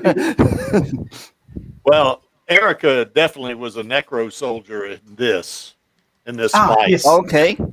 Yeah. I know what it is. So Denko, you look at how she refers to Denko. Oh, I picked this up along the way, right? It's a very offhand, deflective comment, right? I suspect that Denko's actually her minder. The Venusians have got their hooks into Alita as well, and they've sent her to Mars. So I suspect in that 3-year time jump, she was a captive on Venus, or in the orbit of Venus, anyway. Kishiro has a lot of story to fill in. Oh, Yeah, yeah, he he does. does, leaving you hanging. Yeah, he does. Well, he's only 7 volumes into Mars Chronicles, so he's got, like, to even match Last Order, he's got another, 12? Yeah, 12. Is he going to be able to finish 12? Especially if he's Yes. playing video games. Well, it's during That's just COVID, what to I be heard. fair. Yeah. I mean, you don't need other people around you to draw. I'm sorry. Yeah. But you do need a publisher to mass produce his drawings, I guess. Yeah, but he doesn't need him to do the initial drawing, though. Hey, get down. Well, Stop it. being a storyteller myself, sometimes you get to a certain point and you're just not feeling it, and you've got to go off and Yeah. distract yourself Yeah, for a while. So that might be it as well. That's kind of like weightlifting. You can't lift heavy every day. You got to take a day off, and then maybe one week you lift heavy, and the next week you do a lot of reps, you lift lighter. It's similar, I guess, because you just can't keep it up. Well, I guess That's what she said. Yeah, You maybe can't, my ex-wives. like to be real though, you have to train to recover just as much as to train to Yeah, get ahead. yeah, Train to maintain. Yep. that's right. Yeah. So anyway, yeah. Oh, Dan, you'll be interested to know that I got a powerlifting state championships here coming up in 2 weeks. So Yeah. yeah, Good luck, man. I appreciate it. Hopefully that goes well. Yeah, well, the And training's going well. I'll be here praying for the opponents because I've seen your guns. Yeah, they didn't stand a chance, man. Obliteration. Hey, do you know who the guy is in my profile picture, by the way? That's you. Hang on, let me look. You? No, that's not me. It's not Kimbo, is it? No. Okay. His Who name is is that? Big Lenny. Big Lenny. All right. One day off stream, we're gonna look at some Big Lenny. I think you're gonna fucking like him. He's hilarious. Okay. But we'll save that for another time. Okay. Is he a power lifter though? He was a former bodybuilder turned powerlifter. No, he's a former powerlifter turned bodybuilder. Okay. Yeah. So yeah, you're gonna like. Yeah, him. I like him already. You know, Creaky, if I could animate, and I can't, I would do an animation of Alita wrecking people powerlifting. That would be funny. You just give me an idea. Oh God! On the science fiction room Discord, my handle is MaxTech Ideas Manjurai. So Oh my God! Yeah, well, there you have it. No, we ought to come up with some damn. We ought to do a fan flick or something, or we ought to do a damn, maybe even a game. You know, it would be really cool if somebody could get a hold of the source code for Martian memory and all that Japanese. You know, translate that stuff to English. You know, somebody started it, but I think you Yeah. know, like most of these fan projects, people get busy and it just falls over. damn. They didn't finish it. I remember that. I was gonna use that, but they never got in contact back with me either. Yeah, because I watch Chaos. So he plays that game, and he'll record it and upload it to YouTube, and I'll watch it. You know, it's kind of interesting. You know, How does he play it if you can't read it, or can you read Japanese? I have no idea how he does that because on one of my Just posts guess. after I watched, I said I enjoyed watching you playing the game, but I didn't understand one word of what was on there. in Just Japanese. guess. That's it. Just guess. And if you Yeah. fucking die, you do it again. Guess again. Yeah, That's the other one. I've got where I can recognize. Well, it's not Alita; it's Gally, I guess, in that game. Yeah. But I can recognize her name. You know, the symbols. But that's the only thing. That's the only thing I recognize. Be right back. Okay. Yeah, guys, I'm gonna have to be right back too because my wife just came home. I'm gonna start dinner. How long are you guys gonna be on here? Well, I see. We've been going for almost 2 hours. We got a couple more slides. You know, we'll talk about. Then who knows after that? You know, so we'll probably be on another half hour. I'd say at least. I actually have to go soon. I'm being wifed. She wants to go out. So. Oh, that's right. Yeah, you're taking her out to dinner. So Y'all Well, gotta we'll go get- outside. Ray, Sorry, what? y'all gotta go outside Yeah, in Australia. yeah. Fuck. Well, if I out don't there see where all you those again, spiders are. It's a beautiful sunny day. I can see the death coming. It's okay. It was good knowing you, buddy. It's a beautiful sunny day. I can see the death coming. It's all right. That's I like see, that I see, damn. you see it coming from a long time, from far away. Yeah, yeah. That's like that damn huntsman spider eating that damn possum. Almighty, that's a big ass. spider. I hate spiders. Oh All right, guys, I'm yeah. gonna talk to y'all in a little bit. I'm gonna try to come back on soon. All right. All right, then we'll be This here. Some of us All right. will be. All right. So anyway, there's Alita. You know her and her Back and to Erica Alita, have huh? Yeah, back to Alita. Eventually. Eventually. Have a little Everything dust comes up. back to that. Yeah. Have a little dust up there on Mars. Was that on Mars or was that on Oh Earth? yes, that was Okay, on Mars. That Yeah. is actually at the memorial for the town that was destroyed. Oh yeah, that's right. Yeah. Yeah. That shot that you've got on the first slide with her standing there with the flowers is the beginning of that scene. Yeah. On the first slide. No pineapple pizza. Yeah, that You slide thought- there. no, the one before that. Nope. Okay, no. I've got the slides mixed up. Go forward one. Sorry. That one on the right. Okay. That is the beginning of that scene in the manga. Well, that's actually the cover drawing, but that's Alita at the memorial for the town, which name escapes me. which Yeah, was that's why destroyed. she's carrying those flowers, I guess. Yes. Yeah. And then Denko says, Gally, there's someone behind the pillar, and Gally says, I know, it's Erica. And Erica Yeah. steps out and goes, hoo-hoo, gonna kick your ass. Yeah, Erica, she's kind of cute, isn't she? I mean, she's like Alita, you know? Well, they're all cyborgs. They can look Stop however they want. Yeah, that's Gary true, you know? Alita. Alita. What's that about Alita, Finn? You see, people from Germany, France, and Italy and Japan, they all call her Galley. Alita is only in English. So that's Ah, why they get a lot of The confusion. name Gallian. Galley. Okay, yeah, that's right. Or Gary, depending on Is how you Alita want to also? pronounce it. Yeah, I like Gary better. Oh, okay. Yeah, that's my name. See, Gary. Creaky's real name is Gary, so see, he's a battle angel as well. Yeah, I'm a battle angel. Yeah, that's what I am. You keep telling yourself that, chubby. Yeah, that's right. Yeah. Thanks. So anyway, But yeah, I know some people on various discords from Germany and France who get very upset when you call her Alita. It's not Alita, it's Galley. It's not figure 4, it's Figura. Get it right. And I'm like, depends on your translation, bucko. who was it that said I could be figure 4's father? Who said that? Who was that? Den. I think it was Den. Den said that? Yeah, actually, I could be figure 4's grandfather.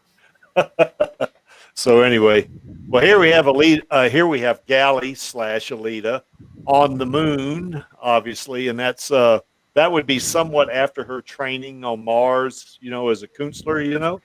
That's like second last battle of the war. Yeah, exactly. Well, the last battle would be, you know, when they took down all but one of the sky cities, I guess. And that's, you know what? There's a whole storyline behind that, isn't there? I mean, and of course, maybe Kashiro will get around to writing that too. But think about there was 12 cities, you know, orbiting the Earth in geosynchronous orbit. And then there was that big ring, I guess, whatever that thing was. Well, in the movie, they say 12 cities. They never mention the ring. In the manga, there was 2 cities and 1 ring. So... And in the manga, basically, you needed the 2 elevators in the 2 cities to balance each other. Yeah. So you'd have the 2 spindles on either side locking it in position, and then the ring of the wheel going around the Earth. So basically, Kashiro's design is better, but the positioning is wrong because Denver doesn't work. It has to be on the equator. Or Denver, Kansas City. Yeah, that's right. Denver, Kansas City is not going to work. So the movie got it right in as much as it needs to be near the equator, but they got the design wrong in that how the hell would humanity afford to build 12 of these things? What would be the point after 4? Why would you have 12?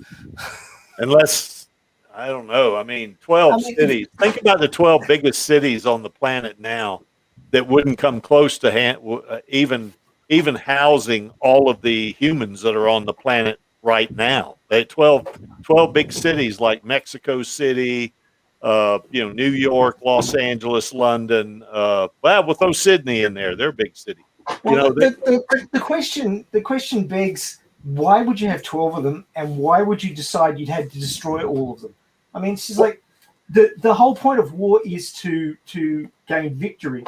But why do you need to wipe the enemy out? I mean, well, maybe it was a retribution thing because you remember the Earth forces launched that damn, you know, they put that virus, I guess, infected a lot of people on Mars, and then they hit them with that weapon, you know, whatever it was. According to that extra, which I'm not convinced is canon because it just seemed a little too throwaway in its large sweeps of the story. It basically says Mars dropped the virus on Earth, so in retribution, Earth dropped the nanite virus on Mars. So Mars started it, and Mars kind of finished it as well. I mean, I suspect that the nanite virus was more effective because Mars didn't have floating cities. So they couldn't isolate. So I would say most of the Mars population was wiped out unless they had that sectioned off sort of canopy thing like they do in the manga. They didn't. Well, they only say had one anything big about that. canopy, though, didn't they? They only had one big canopy, though. No, well, yeah, but the canopy is divided into sections. So if you lose containment, you don't lose the entire planet. Yeah, that's right. Yeah. Which makes sense. I mean, most of Kishiro's work makes sense. He's thought about it.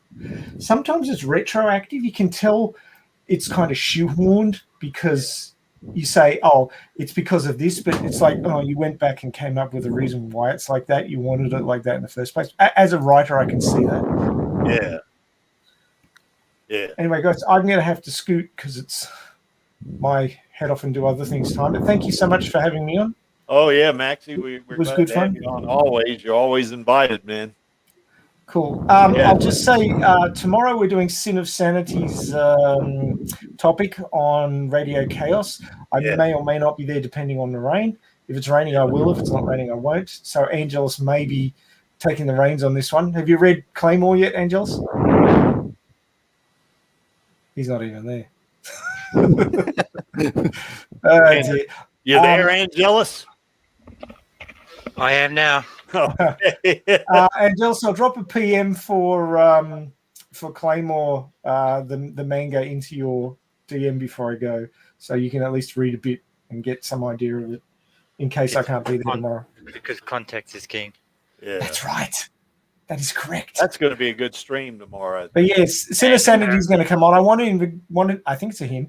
I wanted him to come on this stream, so I got a bit of practice. But he'll just have to, take the kiddie gloves off and dive into the deep end of the pool tomorrow. Yeah. Well, he's knowledgeable, so I think he'll be okay.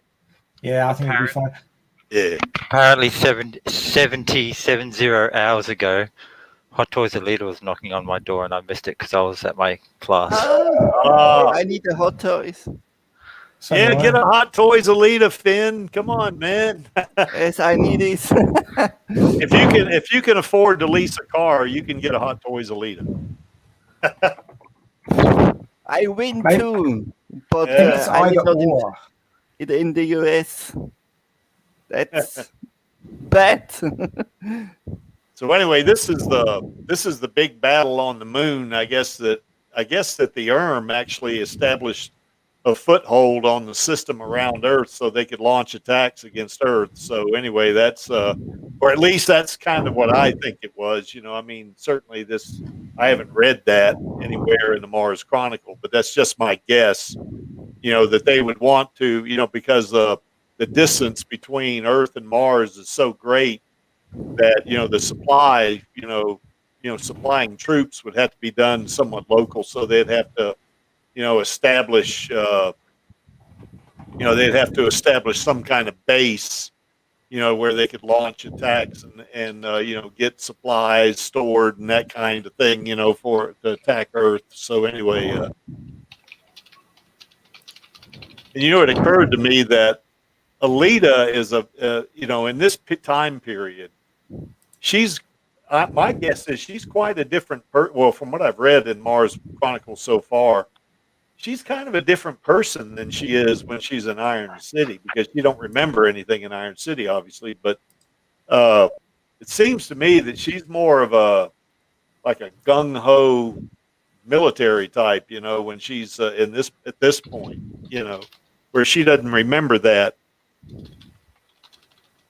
In terms of being in Iron City. Anyway, so they battle on Mars. I mean on the moon rather, and at this point, I think she's either 17 or 18 years old, because it takes a while to get from Earth to the moon. I mean, to get from Mars to Earth, it takes a while.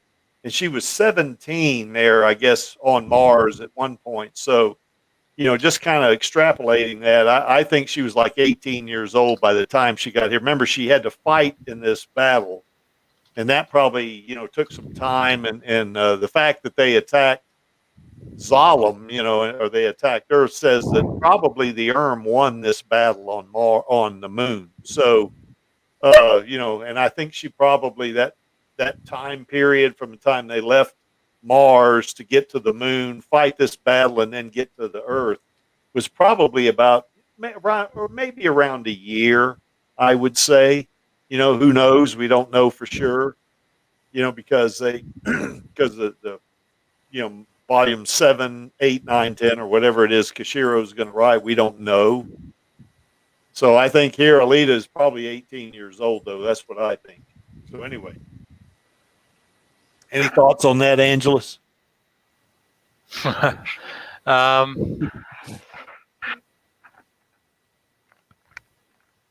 Yeah. Actually, no. I feel like my mind's a complete blank. Like, maybe age doesn't even come into it. It's just all experience. Yeah, but I was just trying to guess, because, one of the things, I think one of the things in the movie was that, when she's in that doll body, she appears to be about 14 years old, somewhere in that area, maybe 15, but I think not. I think 14, Well, to be fair, the chest place does come off. So I'm assuming Ito sort of left that open so that as daughter Alita grows up, daughter Alita could have a more feminine body. Yeah, exactly. But How's at it the going? time, Oh, go ahead, Angelus. I'm sorry. yeah, but at the time that he did design the body, she was still a teenager. So obviously, he's not going to sort of give her the design of an adult female. Yeah. If you know what I mean. Yep. Welcome back, Dizzy. Aussie, oi, oi. Oi, oi. G'day. I like kissing boys. No, I don't. Yeah, welcome back, Dizzy. Yeah. Creek doesn't. Creek's not that kind of boy. He. Yeah.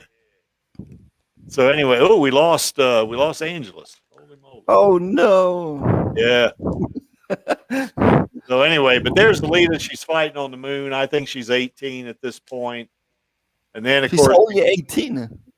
yeah, But, at this point. Now, of course, when she gets that doll body, there's Angel. She's back. Oh, okay. Yeah, when she gets that doll body, that was a body that that Ito intended for his biological daughter, and she was 14, I think, or it could have been 13. I don't know. Oh yes, a teenager in the movie. Yes. Yeah, definitely teenager. Anyway, Dreizehn or 14 Jahre alt, I guess. Yes. So anyway, yeah. So anyway, but here she is now. She's on the Earth, or she's going up that supply tube to Zalem, and she's definitely in this battle. And this battle, I think, takes place after the battle on the moon. And of course, in the movie, there were 12 cities. 11 of them came down, like like Maxie had suggested. In the manga, there were 2 cities, and there was a big ring, so anyway, the other city, I guess, is still up because I think it doesn't come down till the end of the last order. If I'm not, I was really read the manga. Yes, read that manga, Finn. Yeah, yeah. You won't regret it. The manga it's a fun read. And once you start reading it, you'll get to the point where you can't put it down. You'll read it and then you'll want to get back to it as fast as possible to read some more, So anyway. Yes, that's it. So anyway, here's Alita there with a squad of other berserkers. At this point, when that defense ring came down, only her and Gelda survived. And we don't know what happened after that, except to say that this happened. So we know this, the picture on the right, we know from the movie because that's, how Ito finds her. But after, that looks creepy. Yeah, maybe, But anyway, but after the battle, her and Gelda survived that initial attack. We don't know what happens to Gelda after that. But you can see there, Alita is definitely, in dire straits. And, from what I've read, she was tortured and then, of course, executed after that. But I think one of the things they said to her was, we're going to throw you into the Earth's atmosphere. So they probably, took her and just threw her off, threw her off of Zalem. And of course, Zalem, is located 5 miles above the Earth. Or was she on Jeru? I don't remember. Yeah, she was higher up than that.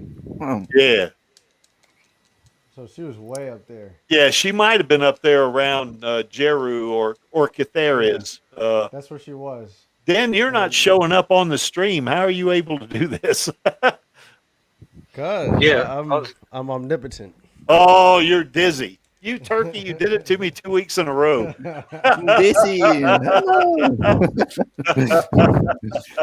Oh yeah.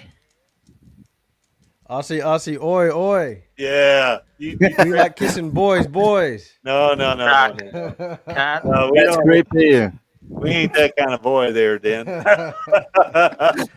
So anyway, That right, Davo? Oh yeah.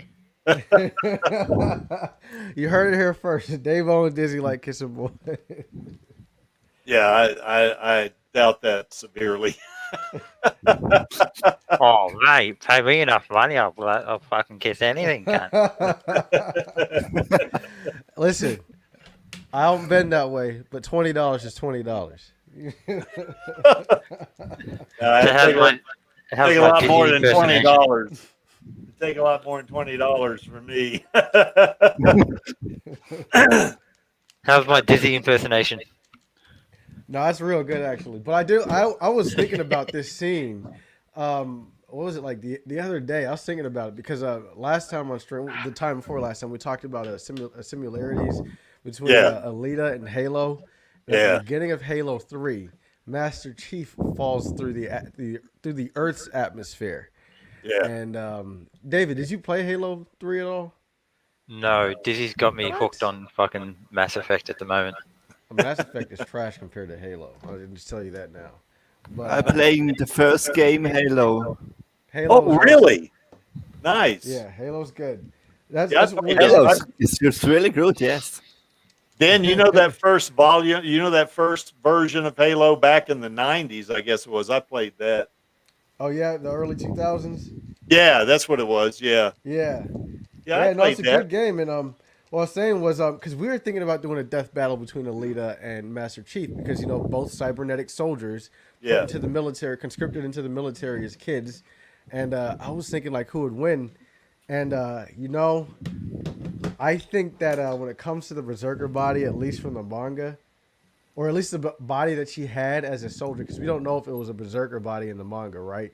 In the movie, it was a Berserker body that she had as a soldier, but in the manga, it's not clear what kind of body she had back before Ito found her, because the Berserker was just something she found that he attached her to. It wasn't necessarily that's right.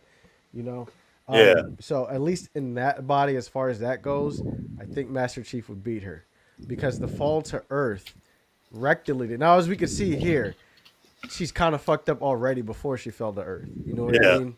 In the Last Order panel. But I don't know, if you just compare that fall right there, Master Chief just kind of just stood up and shook it off. You know what I mean? He was on fire and everything. And Alita, of course, fell asleep for 200 years. You know what I mean? So yeah, I don't know, just something interesting I was thinking about. Now, I think if Alita was in her Imaginos body, and I don't know much about Master Chief except from what I remember years ago, 20 years ago, playing that game, but which I don't remember much, but it seems to me, because I don't know what his capabilities are, because he has 2 or 3 bodies too, doesn't he, Dan? No, he just he doesn't have separate bodies. He's just a regular human that was the top of human genetics. Then they enhanced him when he hit puberty. They gave him metal bones and enhanced his reflexes and his eyesight and just everything. He's basically a superhuman. You know what I mean?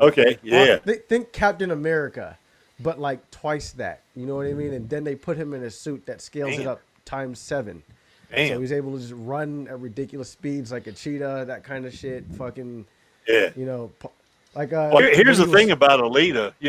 That video I did, about Alita's speed, strength, and power. I was able to calculate. She runs in that berserker body. She runs faster than a cheetah. Yeah, and the berserker body. Yeah, that's what I was saying. In that body that she used as a soldier, I'm not sure she'd be able to beat him. Oh yeah, that's right. Yeah, that's right. Yeah. Yeah. Now in her Imaginos body, if Master Chief doesn't have that, if he's just in peak, physical condition and has been genetically enhanced and that kind of stuff. And he has that Mjolnir armor and that armor. Yeah, it's definitely that armor changes the game basically. It takes him from being Captain America to like putting him above Iron Man. You know what I mean? That armor. Okay, so, but no, Imaginos would definitely destroy Master Chief. That's like not even a competition right well, especially she has that plasma weapon and she can move near the speed of light. I mean, he's not going to know. Yeah. He's not going to know what hit him. It's just going to be boink. He's done. So that wouldn't be a fair fight. No, there's not very many characters that Imaginos Alita would lose to. You know what I mean? Yeah. Although I did make that little comic book last night to where it was Alita fighting 18. Yeah. I'm going to tell you this. Alita was allowed to win in that one. She was given. Yeah, I read that on your tweet. Yeah. She was given that fight. Well, you saw my tweet, didn't you? I like the fact that they could fight and then they have it out and then they go have a beer together. I love that. Yeah, that's what Foxfire said. Yeah, I love that. That scene, 18 was actually fighting someone else, and she made a deal with him. She said she'll lose the fight for $20,000. I think it was something like that.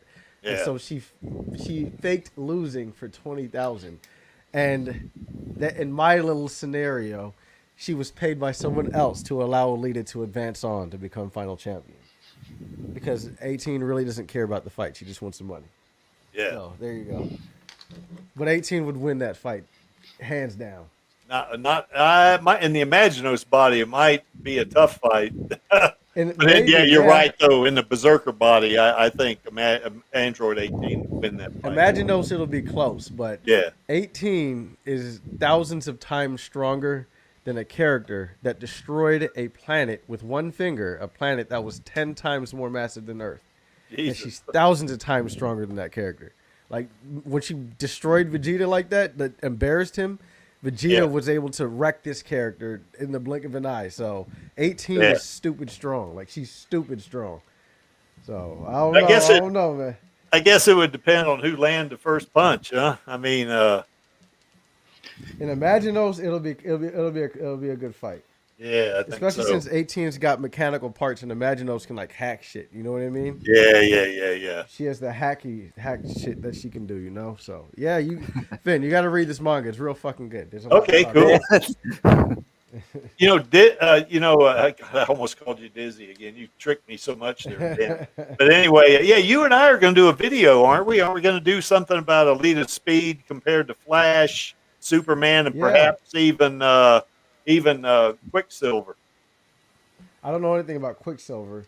I know a little bit about Quicksilver. I mean, he's kind of like the Flash in a lot of ways, a Marvel version. You had to bring the information about the other characters. Fantastic Four. I don't think there's anybody in Fantastic Four that can move near the speed of light, though. Yeah, no. Yeah. Flash. Well, Flash is not in the Fantastic Four. Yeah, it's DC. So, Gary, do you at least agree with what my premise was that one night when we were having that big old argument about the fact that she's at least moving at least 80% the speed of light to be able to see some shit like that? That's all I was saying. You know what I mean? And other people are like, "Oh no, it's the speed of sound." People keep saying it's the speed of sound. No, this is way beyond the fucking speed. That's a sonic boom. You know what I mean? Yeah, Angelus and I were talking about that on the stream here about 2 or 3 weeks ago. Or I think it was a stream before you came on for the first time, or when you came back. But I said that even 10% the speed of light wouldn't get you the blue shift that. Yeah, I mean, you would see a slight, perhaps very slight tint of blue. If you were going 10% the speed of light. You have to be going at least 50% the speed of light to get that degree of blue tint, I think. Yeah. And, and I think you're right. Hell, she could have been going 90% the speed of light. Who knows, I mean, I agree. yeah, that's one of the cool things I liked about that discussion. You I know, don't know why everybody is like trying to downplay Alita's feats. Like the feat is right there. Kashiro knew what he was writing. Yes. They're like trying to like say, oh no, I think he really meant this. No, he clearly meant what he said. Yeah, exactly. The fact that he put the blue shift and the red shift in those panels says he knew relativity. He knew the theory of relativity. He knew what objects would look like when you were approaching them and they were receding from you. He knew that, you know. So, yeah, exactly. I agree. They're just trying to downplay Alita. It's like, whatever. Yeah. They do the same thing to Goku, say he can't beat Superman. Yes, he can. He can obliterate Superman, but, you know, it is what it is. We like the best anime characters, and people are just mad because they like Attack on Titan and My Hero Academia, whatever the fuck other whack shit that is. Okay? Yeah. You should have got on board with Dragon Ball and Alita, and maybe you wouldn't be so mad that your characters suck. Okay. Well, you know, Superman Prime 1 million. I think that'd be a good fight with Goku. I think.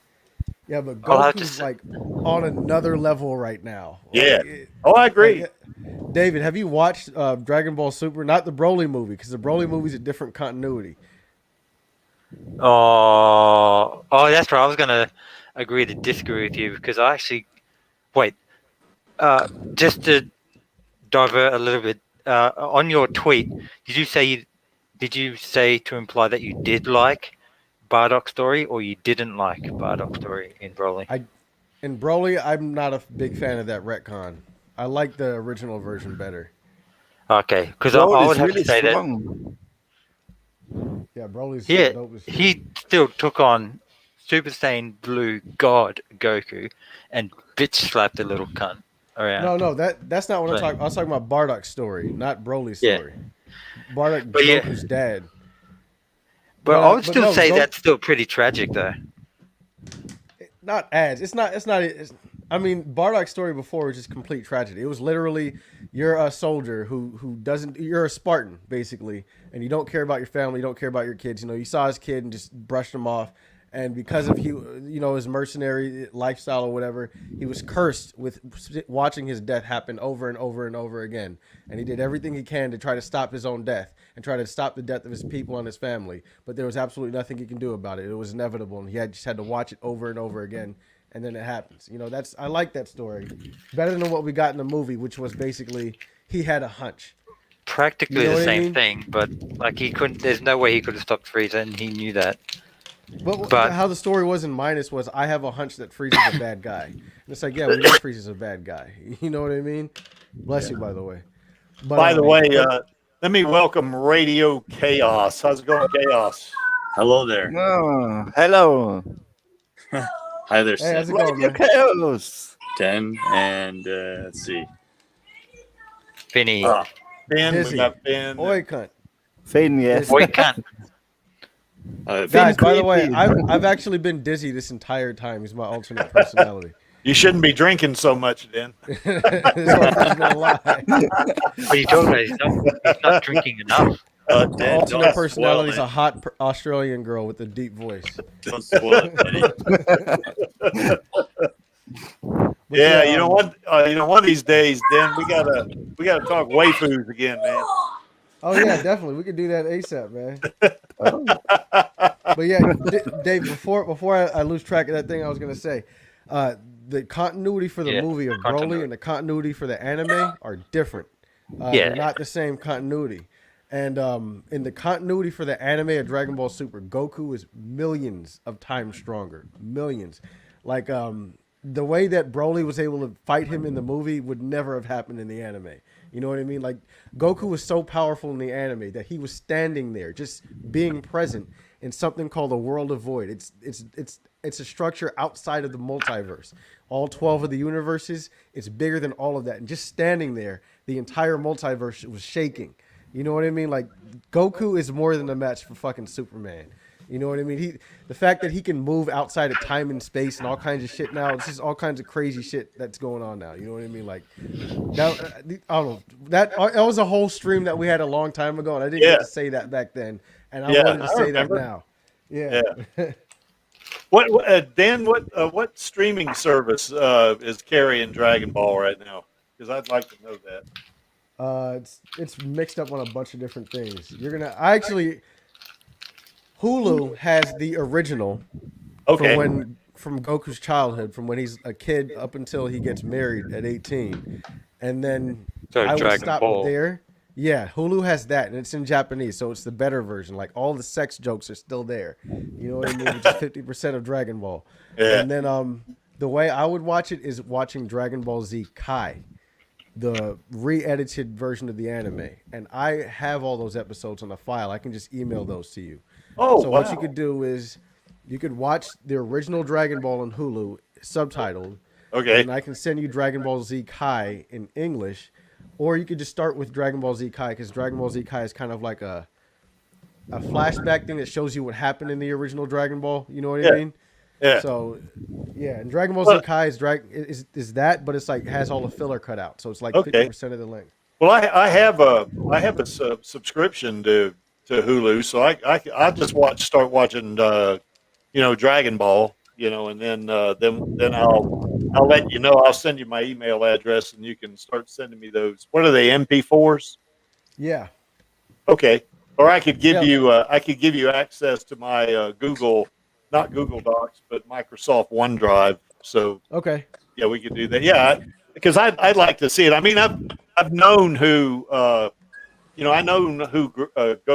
and Vegeta and Android 18 and Krillin. Matter of fact, I got this one shirt. You'll love it. It's a muscle shirt that I lift weights in that says "Training to beat Goku." Or at least Krillin. At least Krillin, Yeah, I like that shit. I got that from my wife. The little Krillin. I hope you like Dragon Ball. It's very different. The original Dragon Ball starts out as like an adventure comedy. You know what I mean? Okay. It's not. It has martial arts in it, but it's more of like an adventure comedy, and it doesn't start getting heavy on the martial arts until later. You know what I mean? And then in Dragon Ball Z, that's when it turns into sci-fi, straight up battle and action. So, I don't know. Watch Dragon Ball and see if you like that. I love it because it's my kind of sense of humor. You know what I mean? That's why I like that shit. But yeah, see if you like that, and then if you want to go jump up to Dragon Ball Z, I have the specific way to watch it. I will send you all the files. Cool. And from there, the sequel to Dragon Ball Z, Dragon Ball Super, is also on Hulu. Okay, cool. Am I going to get to see Android 18 break Vegeta's arm? In Dragon Ball Z, yeah. Okay. It's definitely worth it, man. You saw that tweet I had where I gave Alita 4 hearts and I gave Android 18 3, and I said everybody else gets 2 or less or something like that. I think I might have seen that. 'Cause I've been off and on. Like I posted that and then I went to bed right away. Oh, okay. Yeah. And then this morning I had to take my dog to the vet because his stomach was filled with toys. All of his intestines was filled with fucking toys. Yeah. Yeah. Toys and parts of my wall. Your dog is eating toys. And parts of my walls. Oh my. Holy moly. The puppy, yeah. Because he got into some dental floss, which I talked about in the stream. Yeah. That could be bad for them. So I took him in for an X-ray. Yeah, you definitely don't want him to eat. You definitely don't want him to eat chocolate either. Yeah, well, he ate coffee grounds, so that's pretty much the worst. Yeah, that's worse. Yeah. So they did an X-ray on him, and they said we didn't find the floss, but what is all of this shit? That's basically what he said. And yeah, it was filled with toys, and every time he takes a dump, there's like pieces of toys in there. So we're like. Your dogs like toys. You're making me happy that my cat isn't acting up that way.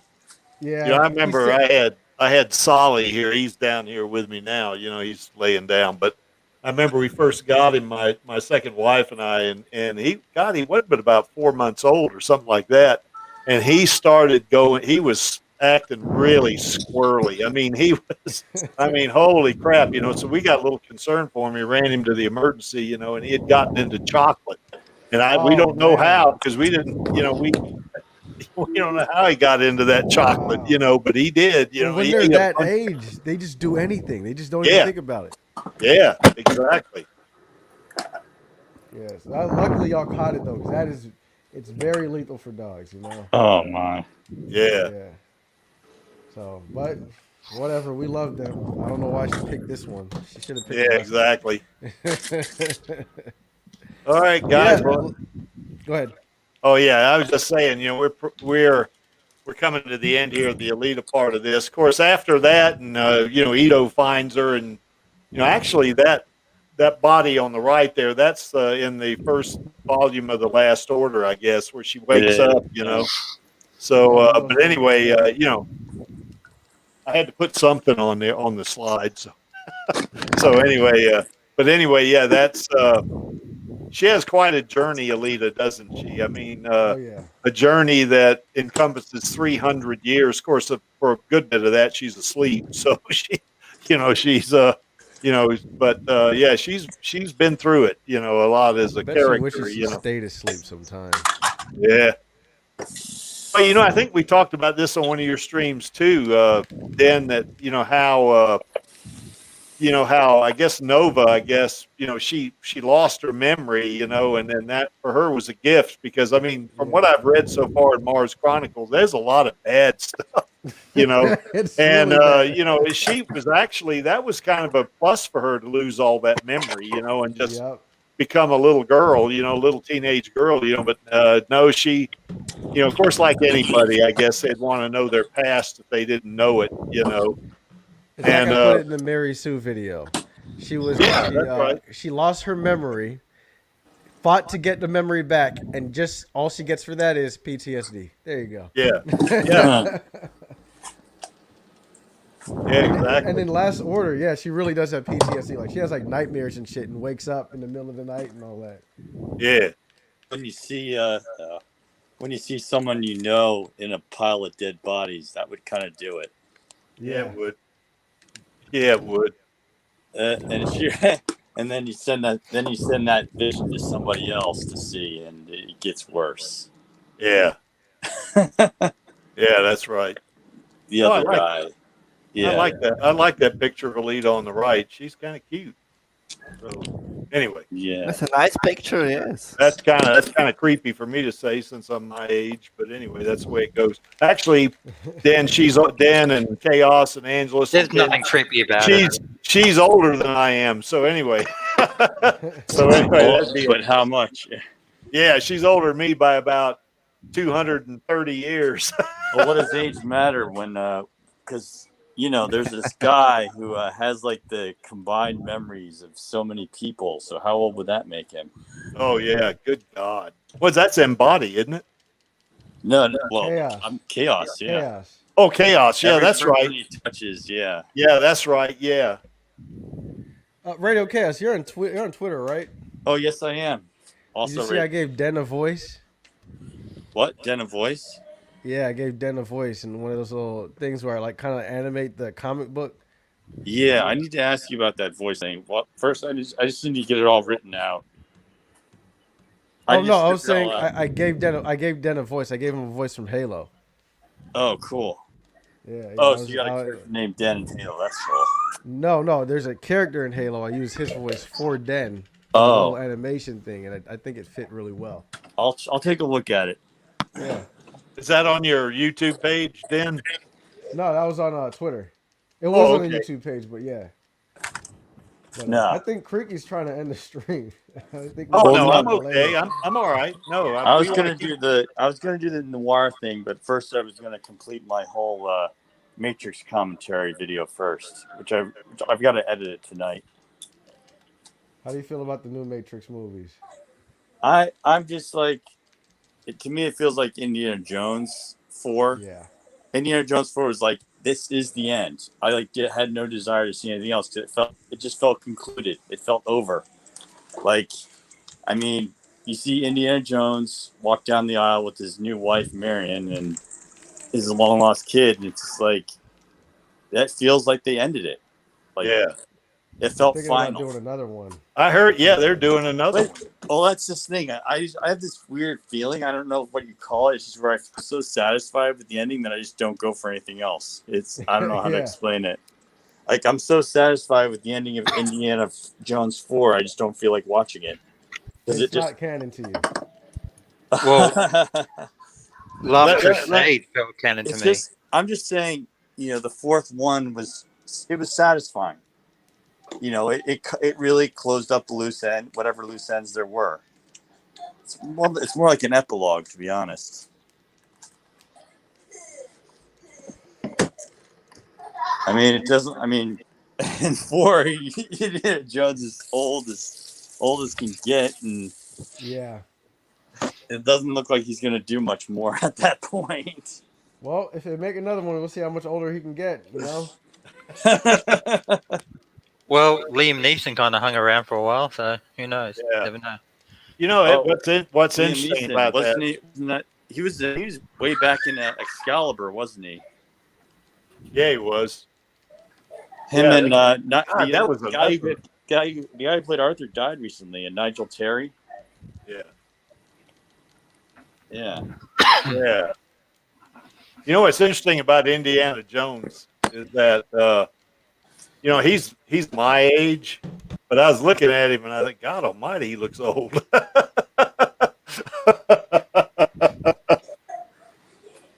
Oh my. Of course, I guess he doesn't exercise, so anyway. It depends. Yeah. I've already got patches of white hair, but whatever. I'm not even 40 yet. Hey, I had patches of white hair when I was 27 years old. Okay, no kidding. Sounds no like kidding. Yeah. David, how old are you? Too old. 1982? Yeah. 82. Yeah, he's half 82. that. Okay, I'll just tell you the year. It's 1986. Yeah. Okay. I'm 1990. Okay. So you're going to get beat up by an old guy. But it's That's a how good it should number. be. 1990. We'll see. Yeah, we'll And see. then Gary will come along and just bitch slap both of us. No, I'm not a fan. One gun for each arm. For each opponent. Angelus, I bet you and Dan have a lot better roundhouse kick than I have. So, no. I'll tell you what, though. There's a manga called Karate Shokushi Kohinata Minoru. And basically it's like it translates to Karate Prince or something like that. But one of the characters in there, he's not very flexible, but he's like really rigid. He's solid. Shotokan As fuck. is he practicing Shotokan or something? He's like a 0% body fat kind of thing. Well, I was just thinking about the Shotokan karate. It's more rigid. Yeah. It's be a little more rigid. And basically, because he isn't very flexible, he doesn't go for like too many high kicks or like spinning hook kicks or anything like that. But he's like a karate style that looks more like Muay Thai. Yeah. And so leading this back to what Gary said on how he said he couldn't kick that high, you don't need to. You take out the legs, you take out the knees. It's like, yeah, fucking kick me now. Leg kicks fucking suck. Yeah, Chaos. Yeah. There's a lot of background noise out. If you can mute your mic, I'd appreciate that. I appreciate it, man. But stay on. Right, Chaos? Yeah. Chaos? No, it's cool, Chaos. I don't want you to. Dog's barking outside for some reason. Oh, okay. Another dog. Okay. Anyway, You yeah. were telling us back in 2019 that you were having a kid, so glad it all went well, man. Yeah. He's a little one still. That should keep you up. Sounds about as crazy as my little puppy here. Yeah. Anyway, you were saying there. No, can't keep him away from me. I don't want him. He's terrible. Huh? Keep him away. See, look at that. Hi, Dan's wife. So anyway, to Angela's point, yeah, I'm fairly flexible. I mean, I can touch the floor with my fingers standing up. I mean, I'm not. Good. Yeah. I mean, I can do that. I mean, I try to stay in shape. That's the thing. Oh yeah, but I mean, power-wise, comparatively, like you'd get much more of a devastating hit if you went for like the hip or thigh or knee or something, as opposed to the head. Yes, power is one thing, but speed's something else. You know what they say? Speed Yeah. kills. So, I mean, to Den's point, I think, for an untrained fighter, I'd be a handful, but somebody that trains martial arts or boxing or, something like that, it's going to be tough, for me, so, but anyway. So anyway, yeah, Dizzy, Alita is older than I am. I don't care what you say. So anyway. Age is relative. Dizzy in the Yeah, chat. man. Yeah, it is. Yes, there will be an after stream, Diz. Yes. Yeah, I sent him a link. So anyway, yeah, There can only be one. What do you mean? You sent him a link. Yeah, a link to the stream. Yeah, a link to the stream. There can only be Ice, one. fire, and Dizzy. steel. In the end, it can be only one. Oh, okay. Yeah, that's a Highlander, isn't it? I heard they were making another one of Sean those. Connery, except it's a remake with Henry Cavill. Yeah, You know, I like Henry Cavill. That's I like do too. That's like the one guy in Hollywood that I actually got respect for at this moment. He's the Witcher. Come on. Yeah, he is. I've never seen that, but number one, he's jacked, and number two, the nerd shit that he involves himself with, he actually cares about it. Oh no, The Witcher's is mad crazy. I'm telling you. Yeah, it is. I enjoyed that series a lot. That was. Oh, holy crap! We got two Dizzies on here now. So. Oh shit! Well, that All was right, we got to fight. Now. Get busted. Yeah. We got to fight. Yeah. Fight to the death. See who comes out. Keep the name Dizzy, just like Alita did for '99. Yeah. Anyway, guys, I'm gonna bring the stream to a close. We don't have that many people watching, but anyway, did we miss anything? Probably. No. Yeah. Who cares? It's Alita. I mean, God Almighty, there's 38 volumes of all the mangas. I mean, we probably missed a bunch, So anyway, there's our lady right there, and of course I have a picture of her in every one of my streams, and she always gets 4 hearts from me. I'm telling you, Rosa is number one, Jack. She's great, And why is this number one? Yeah, why is this image here? Because I like it, and as Angelus would say, I'm running the stream, so that's why it's here. And I'm only here for our girl, and as we all are, and I'm here for the Alita Army. So there we go. Now, just quickly, Maxie already brought this up. Go to the Alita Army YouTube page. Tomorrow, we're going to be talking about Gunham and Claymore. Kind of a little bit of a comparison, and even talking about the importance of character motivation, stuff like that. And Sin of Sanity is going to be on there, and he knows quite a bit about, particularly Claymore. If I'm not wrong, Sin of Sanity. I think you know a lot about Alita too, actually. So that's going to be a really fun stream. I think really good discussion on that one. So, but anyway, I love what Dizzy just changed his name to Den Ram Ranch. Yep. Nice name, yes. As a final note, when I do come up with the noir story, I'll send you guys some dialogue and some scenery from it, just for you guys to see it. Yeah. By the way, I think you'd make it. I think your voice sounds good for Walsh. Just saying. Oh, really? Yeah.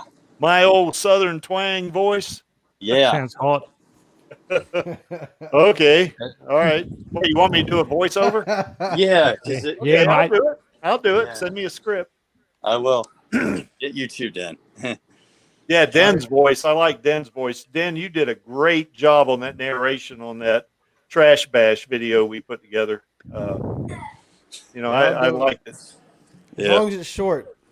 That's what she said. It will be short, Dan. Trust me. Yeah, Dan, we compared It's your just- voice. We compared your voice to my brother. It's gonna be chapter 12 from Last Order, but it's also gonna have like dream sequences where Chaos is like dreaming about stuff in the past. I mean, you guys ever seen like the dark detective films where the detective has like flashbacks? It's gonna have that kind of thing in it. Added. All right. Whatever y'all want to do, I'm down. Cool. Yeah. Who's this character on the right? That's Claymore. Claymore? I never heard of that.